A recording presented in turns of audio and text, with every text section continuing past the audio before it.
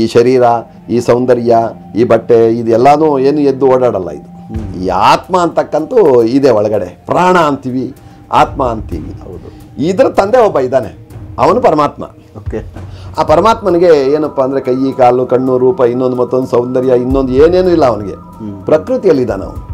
ಈ ಗಾಳಿಯಲ್ಲಿದ್ದಾನೆ, ನೀರಲ್ಲಿದ್ದಾನೆ, ಭೂಮಿಯಲ್ಲಿದ್ದಾನೆ, ಆಕಾಶದಲ್ಲಿದ್ದಾನೆ. ಈ ಪಂಚಭೂತಗಳಾಗಿ ಆ ಯಪ್ಪ ಇದ್ದಾನೆ ಪರಮಾತ್ಮ. ಆ ಪರಮಾತ್ಮನೇ ಈ ಆತ್ಮಕ್ಕೆ ತಂದೆ. ಈ ಆತ್ಮನೂ ಕಾಣಲ್ಲ, ಆ ಪರಮಾತ್ಮನೂ ಕಾಣಲ್ಲ. ಸತ್ತು ಹೋದ, ಸತ್ತೋಯ್ತು ಅಂದರೆ ಏನು? ಸತ್ತು ಹೋಯ್ತು. ಸತ್ತು ಅಂದರೆ ಒಂದು ಆಸ್ತಿ, ಒಂದು ವಸ್ತು. ಈ ಪ್ರಾಣ ಅಂತಕ್ಕಂಥದ್ದೇ ಒಂದು ವಸ್ತು. ಇದು ಹೋಯ್ತು, ಮೇಜರ್ ಸತ್ತೋಯ್ತು, ಸತ್ತೋದ, ಸತ್ತೋಯ್ತು, ಸತ್ತೋದ್ನು. ಇವು ಕೋಳಿ ಸತ್ತೋಯ್ತು, ನಾಯಿ ಸತ್ತೋಯ್ತು ಅಂದರೆ ಅದರಲ್ಲಿ ಸತ್ತು ಅಂದರೆ ಅದು ಒಂದು ವಸ್ತು. ವಸ್ತು ಅಂದರೆ ಭಗವಂತನಿಗೆ ಸಂಬಂಧಪಟ್ಟಂಥ ತುಂಬ ಅಮೂಲ್ಯವಾದಂಥ ಆತ್ಮ ಅಂತಕ್ಕಂಥ, ಪ್ರಾಣ ಅಂತಕ್ಕಂಥ ವಸ್ತು ಹೋಯ್ತು ಅಂತ. ಹೋಯ್ತು. ಎಲ್ಲಿಗೆ ಹೋಯ್ತು? ಪ್ರಕೃತಿಯಲ್ಲಿ ಇದೆ, ಪರಮಾತ್ಮನಲ್ಲಿ ಇದೆ. ಪ್ರಕೃತಿಯಲ್ಲಿ ಇದೆ, ಈ ಗಾಳಿಯಲ್ಲಿ ಇದೆ, ಈ ನೀರಲ್ಲಿ ಇದೆ. ಇದೆ ಅಂದರೆ ಒಂದು ಸೆಕೆಂಡ್ಗೆ 2 ಬರುತ್ತೆ, 3 ಬರುತ್ತೆ. ಪಟ ಪಟ ಪಟ ಪಟ ಪಟ ಪಟ ಅಂತ ಇರ್ತೈತೆ. ಏನು ಒಂದು ನಾಡಿ ಮಿಡಿತ. ಹಾಂ, ನಾಡಿ ಬಿಡ್ತ. ಅದು ಏನಪ್ಪ ಅಂದರೆ ಈಗ ಈ ಆತ್ಮ ಜೊತೆಗೆ ಇನ್ನೊಂದು ಆತ್ಮ ಇದೆ ಅಂತ ನಾವು ಆವಾಗ ಪರಿಗಣಿಸ್ತೀವಿ. ಇದು ಭೂತ ಚೇಷ್ಟೆ ಆಗಿದೆ, ಇದು ನೆಗೆಟಿವ್ ಎನರ್ಜಿ, ಇದು ದೆವ್ವ. ಹೊರಟ ಭಾಷೆಯಲ್ಲಿ ದೈಮು, ಪೀಡ, ಪಿಶಾಚಿ, ಏಮೋಟೈಂದಯ, ಏನೋ ಒಂದು ಆಗಿದೆ, ಏನೋ ಮೆಟ್ಕೊಂಡಿದೆ, ಈ ರೀತಿ ಪರಿಗಣಿಸ್ತೀವಿ. ಬರ್ತಾ ಇದ್ದೇವೆ. ಯಾಕೆಂದರೆ ಎಲ್ಲ ನಾವು ಮಾಡ್ಕೊಳ್ತಾ ಇರ್ತಕ್ಕಂಥ ಸಾಂಪ್ರದಾಯಗಳಿಲ್ದಂಥ ತೊಂದರೆಗಳು. ಸಂಪ್ರದಾಯ ಇಲ್ಲ ನಮಗೆ ಇವಾಗ. ನಮಗೆ ಸಾಂಪ್ರದಾಯವೇ ಇಲ್ಲ. ಯಾರನ್ನ ಹೆಂಗೆ ಮಾತಾಡಿಸ್ಬೇಕು ಮಾತಾಡಿಸ್ತಾ ಇಲ್ಲ ನಾವು. ನಮ್ಮ ಕಲ್ಚರ್ ಚೆನ್ನಾಗಿಲ್ಲ, ನಮ್ಮ ಬಟ್ಟೆ ಬರೆ ಚೆನ್ನಾಗಿಲ್ಲ, ನಮ್ಮ ಡ್ರೆಸ್ಸಸ್ ಚೆನ್ನಾಗಿಲ್ಲ. ಇದರಿಂದ ಎಲ್ರಿಗೂ ಕಣ್ಣು ಎಲ್ಲ ಕಡೆ ಹೋಗುತ್ತೆ. ಎಲ್ಲ ಕಡೆ ಹೋದಾಗ ಪಾಪ ಮಾಡ್ತಾ ಇದ್ದೀವ, ಒಳ್ಳೇದು ಮಾಡ್ತಾ ಇದ್ದೀವ, ಕೆಟ್ಟದ್ದು ಮಾಡ್ತಾವಂತ ಅರಿವಾಗ್ತಾ ಇಲ್ಲ ನಮಗೆ. ನಾವು ಉದ್ರೇಕೂ ಆಗ್ತಾ ಇದ್ದೀವಿ, ಹುಚ್ಚರಾಗ್ತಾ ಇದ್ದೀವಿ.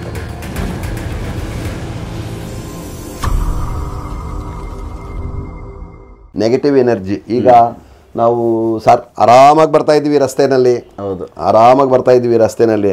ಅದೇನೋ ಅಲ್ಲಿ ಆ ಟರ್ನಿಂಗಲ್ಲಿ ಬಂದೆ ಸರ್. ಆ ಟರ್ನಿಂಗಲ್ಲಿ ಬಂದ ತಕ್ಷಣ ನನಗೇನೋ ಕನ್ಫ್ಯೂಸ್ ಆಗೋಯ್ತು. ನನಗೆ ಯಾವುದೋ ರೀತಿಯಲ್ಲಿ ಕನ್ಫ್ಯೂಸ್ ಆಗೋಯ್ತು, ಏನೋ ಒಂಥರ ಆಯಿತು. ಅಷ್ಟೇ ಸರ್, ಆಕ್ಸಿಡೆಂಟ್ ಆಯಿತು, ಇದು ಟಚ್ ಆಗ್ಬಿಡ್ತು ಸರ್ ಗಾಡಿ, ಇಲ್ಲ ಹಳ್ಳಕ್ಕೆ ಹೋಗ್ಬಿಡ್ತು ಸರ್ ಗಾಡಿ ಅಂತ ಹೇಳ್ತಾರೆ ಡ್ರೈವರ್ಗಳಾಗಬಹುದು, ನಾವು ಆಗಬಹುದು. ಗಾಡಿ ಓಡಿಸೋವಾಗ ಬೇಕಾದಷ್ಟು ಇಂಥವು ಇನ್ಸಿಡೆಂಟ್ಸ್ ನಡೀತಾನೇ ಇರ್ತವೆ. ಇದಕ್ಕೆ ಕಾರಣ ಅಂತ ಕೇಳ್ತೀರಾ ನೀವು. ಇದಕ್ಕೆ ಕಾರಣ ಏನಪ್ಪ ಅಂದರೆ, ಇದು ತುಂಬ ದೊಡ್ಡ ದೊಡ್ಡ ವಿಚಾರಗಳಿವು. ಯಾಕೆಂದರೆ ಆಧ್ಯಾತ್ಮಿಕಕ್ಕೆ ಸಂಬಂಧಪಟ್ಟಂಥ ವಿಚಾರಗಳಿವು. ಈ ಆಧ್ಯಾತ್ಮಿಕ ಅಂತಕ್ಕಂಥದ್ದು ತುಂಬ ಆಳವಾದಂಥದ್ದು. ಇದು ಸಮುದ್ರಕ್ಕಿಂತಲೂ ದೊಡ್ಡದು, ತುಂಬ ದೊಡ್ಡ ದೊಡ್ಡ ವಿಚಾರ. ಈ ಸೃಷ್ಟಿಗೆ ಸಂಬಂಧಪಟ್ಟಂಥ ಮೂಲಾಧಾರವಾದಂಥ ವಸ್ತುಗಳಿದು. ನಾವು ಭೂತವೈದ್ಯರು ಮತ್ತು ಕೆಲವು ಸಮಸ್ಯೆಗಳಿಗೆ ಕೆಲವು ಔಷಧಿಗಳನ್ನು ತಯಾರು ಮಾಡಿ ಕೊಡ್ತೀವಿ.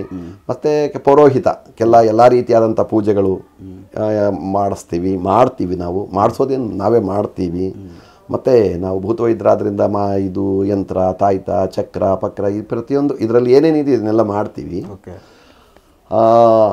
ವಿಚಾರ ಅಂತ ತಿಳ್ಕೊಂಡಿದ್ದೀವಿ. ಅಂದರೆ ಇದೆಲ್ಲ ಆಧ್ಯಾತ್ಮಿಕದಿಂದ ಬಂದಂಥ ವಿಚಾರಗಳೇ. ಎಲ್ಲ ಋಷಿಗಳಿಂದ ಬಂದಿರ್ತವೆ. ಭಗವಂತನು ಮೊದಲು, ಭಗವಂತನಿಂದ ಋಷಿಗಳಿಂದ ಸಾಧು ಸತ್ಪುರುಷರು, ಜ್ಞಾನಿಗಳು, ಅವರಿಂದ ನಾವು ವಿಜ್ಞಾನಿಗಳು, ಎಲ್ಲರೂ ಆಗಿರ್ತಕ್ಕಂಥ ವಿಚಾರ ಇದು. ಏನಪ್ಪ ಅಂದರೆ, ಈ ರಸ್ತೆನಲ್ಲಿ ನಾವು ಬರ್ತಾ ಇದ್ವಿ, ನಿಜ ಕನ್ಫ್ಯೂಸ್ ಆಯಿತು ಅಂತಕ್ಕಂಥದ್ದೇ ಒಂದು ವಿಚಾರ. ಯಾಕಪ್ಪ ಆಕ್ಸಿಡೆಂಟ್ ಆಯಿತು, ಹೆಂಗಾಯ್ತು, ಹೆಂಗೆ ಹೊಡ್ದ, ಹೆಂಗೆ ಹೋಗ್ಬಿಟ್ಟ, ಏನಯ್ಯ ಮುಂದೆ ಹೋಗ್ತಾ ಇದ್ದ ಸರ್ ಲಾರಿ ಹತ್ಬಿಡ್ತು, ಏನಿದು ಏನಾಯಿತು ಅಂತಕ್ಕಂಥ ಒಂದು ವಿಚಾರ. ಹೌದು. ಇದಕ್ಕೆ ಕಾರಣ ಏನು ಅಂದರೆ, ಆತ್ಮ ಪರಮಾತ್ಮ ಅಂತಕ್ಕಂಥ ಒಂದು ಮೇಜರ್ ವಿಚಾರ ಇದು. ಆತ್ಮ ಪರಮಾತ್ಮ ಅಂತಕ್ಕಂಥದ್ದು ತುಂಬ ದೊಡ್ಡ ವಿಚಾರ. ಈಗ ನಿಮ್ಮ ತಾಯಿ ಯಾರು ಅಂದರೆ ಹೇಳ್ತೀವಿ, ನಮ್ಮ ತಾಯಿ ಇಂಥವರು, ಗೌರಮ್ಮ, ಮುನಿಯಮ್ಮ, ತಿಮ್ಮಕ್ಕ, ಬೊಮ್ಮಕ್ಕ, ಏನೋ ಒಂದು ಹೇಳ್ತೀವಿ. ನಿಮ್ಮ ತಂದೆ ಯಾರು ಅಂದರೆ ಹೇಳ್ತೀವಿ ಇದೇ ರೀತಿ. ಆದರೆ ಆತ್ಮ ಅಂತಕ್ಕಂಥದ್ದು ಒಂದಿದೆ ನಮ್ಮಲ್ಲಿ, ಈ ಚೈತನ್ಯವಾದಂಥ ಸ್ವರೂಪ. ಈ ಶರೀರ, ಈ ಸೌಂದರ್ಯ, ಈ ಬಟ್ಟೆ ಇದೆಲ್ಲನೂ ಏನು ಎದ್ದು ಓಡಾಡಲ್ಲ. ಇದು ಈ ಆತ್ಮ ಅಂತಕ್ಕಂತೂ ಇದೆ ಒಳಗಡೆ. ಪ್ರಾಣ ಅಂತೀವಿ, ಆತ್ಮ ಅಂತೀವಿ. ಇದರ ತಂದೆ ಒಬ್ಬ ಇದ್ದಾನೆ, ಅವನು ಪರಮಾತ್ಮ. ಆ ಪರಮಾತ್ಮನಿಗೆ ಏನಪ್ಪ ಅಂದರೆ ಕೈ, ಕಾಲು, ಕಣ್ಣು, ರೂಪ, ಇನ್ನೊಂದು ಮತ್ತೊಂದು ಸೌಂದರ್ಯ, ಇನ್ನೊಂದು ಏನೇನು ಇಲ್ಲ ಅವನಿಗೆ. ಪ್ರಕೃತಿಯಲ್ಲಿದ್ದಾನೆ ಅವನು, ಈ ಗಾಳಿಯಲ್ಲಿದ್ದಾನೆ, ನೀರಲ್ಲಿದ್ದಾನೆ, ಭೂಮಿಯಲ್ಲಿದ್ದಾನೆ, ಆಕಾಶದಲ್ಲಿದ್ದಾನೆ. ಈ ಪಂಚಭೂತಗಳಾಗಿ ಆ ಅಯ್ಯಪ್ಪ ಇದ್ದಾನೆ, ಪರಮಾತ್ಮ. ಆ ಪರಮಾತ್ಮನೇ ಈ ಆತ್ಮಕ್ಕೆ ತಂದೆ. ಈ ಆತ್ಮನೂ ಕಾಣಲ್ಲ, ಹೌದು, ಆ ಪರಮಾತ್ಮನೂ ಕಾಣಲ್ಲ ಅಲ್ಲಿ. ಕರೆಕ್ಟ್. ಯಾಕಂದರೆ ಎಲೆ ನಿನ್ನ ಆತ್ಮ ತೋರಿಸೋ ಅಂದರೆ ತೋರ್ಸೋಕ್ಕಾಗಲ್ಲ, ನಾವು ಆಗಲ್ಲ. ಯಾಕೆಂದರೆ ಈ ಎರಡೂ ಒಂದಾಗಿ ಬಂದಿದೆ, ಇದು ತಾಯಿ ಹೊಟ್ಟೆಯಿಂದ ನೋಡಿ. ಪ್ರಾಣ ದೇಹ, ಓಕೆ, ಪ್ರಾಣ ದೇಹ ಎರಡೂ ಒಂದಾಗಿ ಬಂದಿದೆ. ಇದು ಪ್ರಾಣ ದೇಹ ಎರಡೂ ಒಂದಾಗಿ ಬಂದಿರಬೇಕಾದ್ರೆ ಬೇರ್ಪಡ್ಸೋಕ್ಕಾಗ್ತಾ ಇಲ್ಲ ನಮಗೆ. ಒಂದು ಕಾಣುತ್ತೆ ದೇಹ. ಮನುಷ್ಯ ತೀರ್ಕೊಂಡ್ಬಿಟ್ಟಪ್ಪ ಅಂದರೆ, ಹೋಗ್ಬಿಟ್ಟ ಅಂದರೆ ಏನು, ಹೋಗ್ಬಿಟ್ಟ, ಸತ್ತೋಗ್ಬಿಟ್ಟ, ಹೋಗ್ಬಿಟ್ಟ, ತೀರ್ಕೊಂಡ್ಬಿಟ್ಟ ಅಂತ ಎಲ್ಲ ಏನೋ ಒಂದು ಹೇಳ್ತೀವಿ. ಹೇಳ್ಕೊಂಡಾಗ ಆತ್ಮ ಆಚೆ ಹೋಗಿದೆ ಅಂತ, ದೇಹ ಬಿಟ್ಟು ಆಚೆ ಹೋಗಿದೆ. ನಮ್ಮಲ್ಲಿರ್ತಕ್ಕಂಥ ಆತ್ಮ ಆಚೆ ಹೋಗಿದೆ. ಎಲ್ಲಿಗೆ ಹೋಗಿದೆ? ಪರಮಾತ್ಮನ ಹತ್ರಕ್ಕೆ ಹೋಗಿದೆ. ಪರಮಾತ್ಮನ ಯಾರನ್ನ ನೋಡಿದ್ದೀರಾ? ಇಲ್ಲ, ಪರಮಾತ್ಮ ಕಾಣಲ್ಲ. ನೀವು ಎಲ್ಲ ಕಲ್ಲುಗಳಿಗೂ ಪೂಜೆ ಮಾಡ್ಬೋದು, ಎಲ್ಲ ವಿಗ್ರಹಗಳಿಗೂ ಮಾಡ್ಬೋದು, ಎಲ್ಲ ಮರಗಳಿಗೂ ಮಾಡ್ಬೋದು, ಯಾರಿಗೆ ಬೇಕಾದ್ರೂ ಮಾಡ್ಕೋಬೋದು. ಪರಮಾತ್ಮ ಇದ್ದಾನೆ ಅಂತ ಮಾಡೋದಕ್ಕೆ ನಿಮಗೆ ಸಾಕ್ಷಿ ಏನಿಲ್ಲ, ನಿಮ್ಗೆ ಯಾರಿಗೂ ಕಾಣಿಸ್ಲಿಲ್ಲ, ಎಲ್ಲೂ ಮಾತಾಡಲಿಲ್ಲ ಅಯ್ಯಪ್ಪ. ಕರೆಕ್ಟು. ಈ ನಮ್ಮ ಕೈವಾರ ತಾತನವ್ರು ಒಂದು ವಿಚಾರ ಹೇಳಿದ್ರು. ಏನಂತ ಹೇಳಿದ್ರು ಅಂದರೆ, ಪರಮಾತ್ಮುಂಡನೆ ನಾಮಮೇರುಗುದುರು ಗಾನಿ ಪರಮಾತ್ಮನ ಎವರು ಚೂಡ್ಲೇರ್ರ ಅಂದ್ಬಿಟ್ಟ. ಯಾಕೆಂದರೆ ಪರಮಾತ್ಮ ಅಂತಕ್ಕಂಥದ್ದು ಅವನಿಗೆ ಹೆಸರು ಮಾತ್ರನೇ ಗೊತ್ತು, ಆತನನ್ನು ಯಾರೂ ನೋಡಲಿಲ್ಲ, ನೋಡೋಕ್ಕೂ ಆಗಲ್ಲ ಅಂತ ಹೇಳ್ಬಿಟ್ರು ಅವರು. ಅವರು ಆ ಒಂದು ತೀರ್ಮಾನವನ್ನು ಕೊಟ್ಬಿಟ್ಟಿದ್ದಾರೆ ಮಹನೀಯರವರು. ಅವರ ತೀರ್ಮಾನಕ್ಕೆ ಬೇರೆ ಬೇರೆ ವಿಚಾರಗಳಿಲ್ಲ, ಅಲ್ಲಿ ಕ್ಲೋಸ್, ಅದು ಜಡ್ಜ್ಮೆಂಟ್. ಆ ರೀತಿಯಾಗಿ ಪರಮಾತ್ಮ ಕಾಣ್ತಾ ಇಲ್ಲ. ಪರಮಾತ್ಮ ಕಾಣದೇ ಇರುವಾಗ ಈ ಆತ್ಮನೂ ನಮ್ಮಲ್ಲಿ ಕಾಣ್ತಾ ಇಲ್ಲ. ಈ ದೇಹವನ್ನು ಬಿಟ್ಟು ಆತ್ಮ ಹೊರಟೋಗ್ತದೆ. ಎಲ್ಲಿಗೆ ಹೋಗ್ತದೆ? ಪರಮಾತ್ಮನ ಹತ್ರ ಹೊರಟೋಯ್ತು. ಅದು ಅವನ ತಂದೆ, ಅದು ಅವ್ರ ತಂದೆ, ಅವನು ದೇಹದ ತಂದೆ ಇವರು. ಈಗ ನಮ್ಮ ಹೆಸರು ಪಂಡಿತ್ ದೇವರಾಜು, ನಮ್ಮ ತಂದೆ ಅವ್ರದ್ದೇನೋ ಒಂದು ಹೆಸರು, ಅವ್ರ ಮಗ ಇವರು ಅಷ್ಟೇ. ಆದರೆ ಆತ್ಮದ ತಂದೆ ಪರಮಾತ್ಮ, ಅವನು ಕಾಣಲ್ಲ, ಈ ಆತ್ಮನೂ ನಿನ್ನಲ್ಲಿ ಕಾಣಲ್ಲ. ಆವಾಗ ಏನಾಗುತ್ತೆ? ಮನುಷ್ಯನಿಗೆ ಪ್ರತಿಯೊಬ್ಬರಿಗೂ 100, 120, 150, 200, 300 ವರ್ಷಗಳು ಆಯುಷ್ ಕೊಟ್ಟಿದ್ದಾನೆ ಪರಮಾತ್ಮ. 300 ವರ್ಷ? ಹೌದೌದು, 300 ವರ್ಷ ಹಿಂದೆ ಇರೋರು ಇದ್ದಾರೆ. ಇದ್ದಾರೆ. ಈಗ ನಮ್ಮ ಕ್ರಿಸ್ತಶಕ ಪೂರ್ವ 1000 ವರ್ಷ ಇದ್ದವರು ಇದ್ದಾರೆ. ಈಗ ಅದಕ್ಕೆ ಬೈಬಲ್ ಸಾಕ್ಷಿನೂ ಇದೆ. ಅದಕ್ಕೆ ಬೈಬಲ್ ಕಮ್ಮಿ ಆಗ್ತಾ ಇದೆ. ಅದಕ್ಕೆ ಬೈಬಲ್ ಸಾಕ್ಷಿ ಇದೆ. ಯುಗಗಳು ಬಂದಷ್ಟೇನು ಈಗ 100%, 100 years ಅಂದ್ಕೊಂಡಿದ್ದೀವಿ ನಾವು. ನಾವೇನು ಅಂದ್ಕೊಂಡಿದ್ವಿ? 100 ವರ್ಷ ಅಂದ್ಕೊಂಡಿದ್ದೀವಿ. ಇಲ್ಲ, ಇಲ್ಲಿ ಇಲ್ಲ, 110 ವರ್ಷ ನಮ್ಮ ನಡೆದಾಡೋ ದೇವರು ಇದ್ರು, ಸಿದ್ಧಗಂಗಾ ಸ್ವಾಮಿ ಇದ್ರು, ಇನ್ನೂ ಇದ್ದಾರೆ. 120 ವರ್ಷದವರು ಇದ್ದಾರೆ. ಹಳ್ಳಿಗಳಲ್ಲಿ ನಾವು ಅವ್ರಿಗೆ ಡೇಟ್ ಆಫ್ ಬರ್ತ್ ಇಲ್ಲ, ಹಾಗೇ ಕೂತಿರ್ತಾರೆ. ಅವರು ತುಂಬ ಏಜ್ ಆಗ್ಬಿಟ್ಟಿದೆ. ಅವ್ರಿಗೆಲ್ಲ ಆಗಿದೆ 120, 130 ವರ್ಷಗಳು ಆಗಿದ್ದಾವೆ, ಇದ್ದಾರೆ. ಎಷ್ಟೋ ಜನ ಮೀಡಿಯಾನಲ್ಲೆಲ್ಲ ತೋರಿಸಿದ್ದಾರೆ. ಆ ರೀತಿಯಾಗಿ ಏನಾಗ್ತಾ ಇದೆ ಇಲ್ಲಿ, ಅದು ಕೊಟ್ಟಿದ್ದಾನೆ ಪರಮಾತ್ಮ. ಇಲ್ಲಿ ಏನು ಹೇಳ್ತಾನೆ? ಗ್ರಹಗತಿಗಳನ್ನು ತಗೊಂಡಾಗ, ಜ್ಯೋತಿಷ್ಯವನ್ನು ಪರಿಗಣಿಸನೆ ಮಾಡಿದಾಗ ನಮಗೆ ಪ್ರತಿ ಮನುಷ್ಯ ಹುಟ್ಟಿದ ದಿನದಿಂದ ಪ್ರತಿ ತಿಂಗಳು, ಪ್ರತಿ ವರ್ಷ ಗಂಡಾಂತರಗಳು ಅಂತೇಳಿ ಜ್ಯೋತಿಷ್ಯ ಪರಿಗಣಿಸಿದ್ದಾರೆ ಮಹನೀಯರು. ಹುಟ್ಟಿದ ಡೇಟ್ ಮೇಲೆ, ಹುಟ್ಟಿದ ಡೇಟಿಂದ ಈ ತಿಂಗಳಲ್ಲಿ ಇಂಥ ಗಂಡ, ಮುಂದಿನ ತಿಂಗಳಲ್ಲಿ ಇಂಥ ಗಂಡಾಂತರ, ಈ ರೀತಿ ಇದೆ. ಅಪಮೃತ್ಯುಗಳು, ಗಂಡಾಂತರಗಳು ಇದ್ದಾವೆ. ಜ್ಯೋತಿಷ್ಯರು ಮಹನೀಯರು ಅದನ್ನು ಪರಿಗಣಿಸಿದ್ದಾರೆ. ನಾನು ಭೂತ ವೈದ್ಯರು, ನನಗೆ ಬೇಡ ಆ ಟಾಪಿಕ್. ನಾನು ಅದರಲ್ಲಿ ಅಷ್ಟೊಂದು ಪರಿಣಿತ ಅಲ್ಲ. ಏನೋ ಸಮಯಕ್ಕೆ ದಿನ, ವಾರ, ತಿಥಿ ತಿಳ್ಕೊಂಡಷ್ಟು ಗೊತ್ತಿದೆ ನನಗೆ, ಅಷ್ಟೇ ಗೊತ್ತಿರೋದು ನನಗೆ. ನನಗೆ ಭೂತ ವೈದ್ಯದ ವಿಚಾರ ಗೊತ್ತು. ಆಗ ಏನಾಗುತ್ತೆ, ಒಬ್ಬ ಹುಡುಗ ಹೋಗ್ತಾ ಇದ್ದಾನೆ ಪ್ರಯಾಣ ಒಂದು ಗಾಡಿಯಲ್ಲಿ. ಅವನಿಗೆ ಇದೇ ರೀತಿಯಾಗಿ ನೆಗೆಟಿವ್ ಎನರ್ಜಿನೋ, ಇನ್ನೊಂದು ಮತ್ತೊಂದು ಮೈಂಡ್ ಅಪ್ಸೆಟ್ ಏನೋ ಆಗಿ ಹೋದ ಅವನು. ಬಿದ್ದ ಗಾಡಿನೋ ಇನ್ನೊಂದು ಮತ್ತೊಂದು ಹತ್ತು ಸತ್ತೋಗ್ಬಿಟ್ಟ ಅವನು. ಅವನಲ್ಲಿರ್ತಕ್ಕಂಥ ಸತ್ತು ಅಂತಕ್ಕಂಥ ಒಂದು ಆತ್ಮ, ಪ್ರಾಣ ಹೊರಟೋಯ್ತು ಆಚೆಗೆ. ಸತ್ತು ಹೋದ, ಸತ್ತೋಯ್ತು ಅಂದರೆ ಏನು? ಸತ್ತು ಹೋಯ್ತು. ಸತ್ತು ಅಂದರೆ ಒಂದು ಆಸ್ತಿ, ಒಂದು ವಸ್ತು.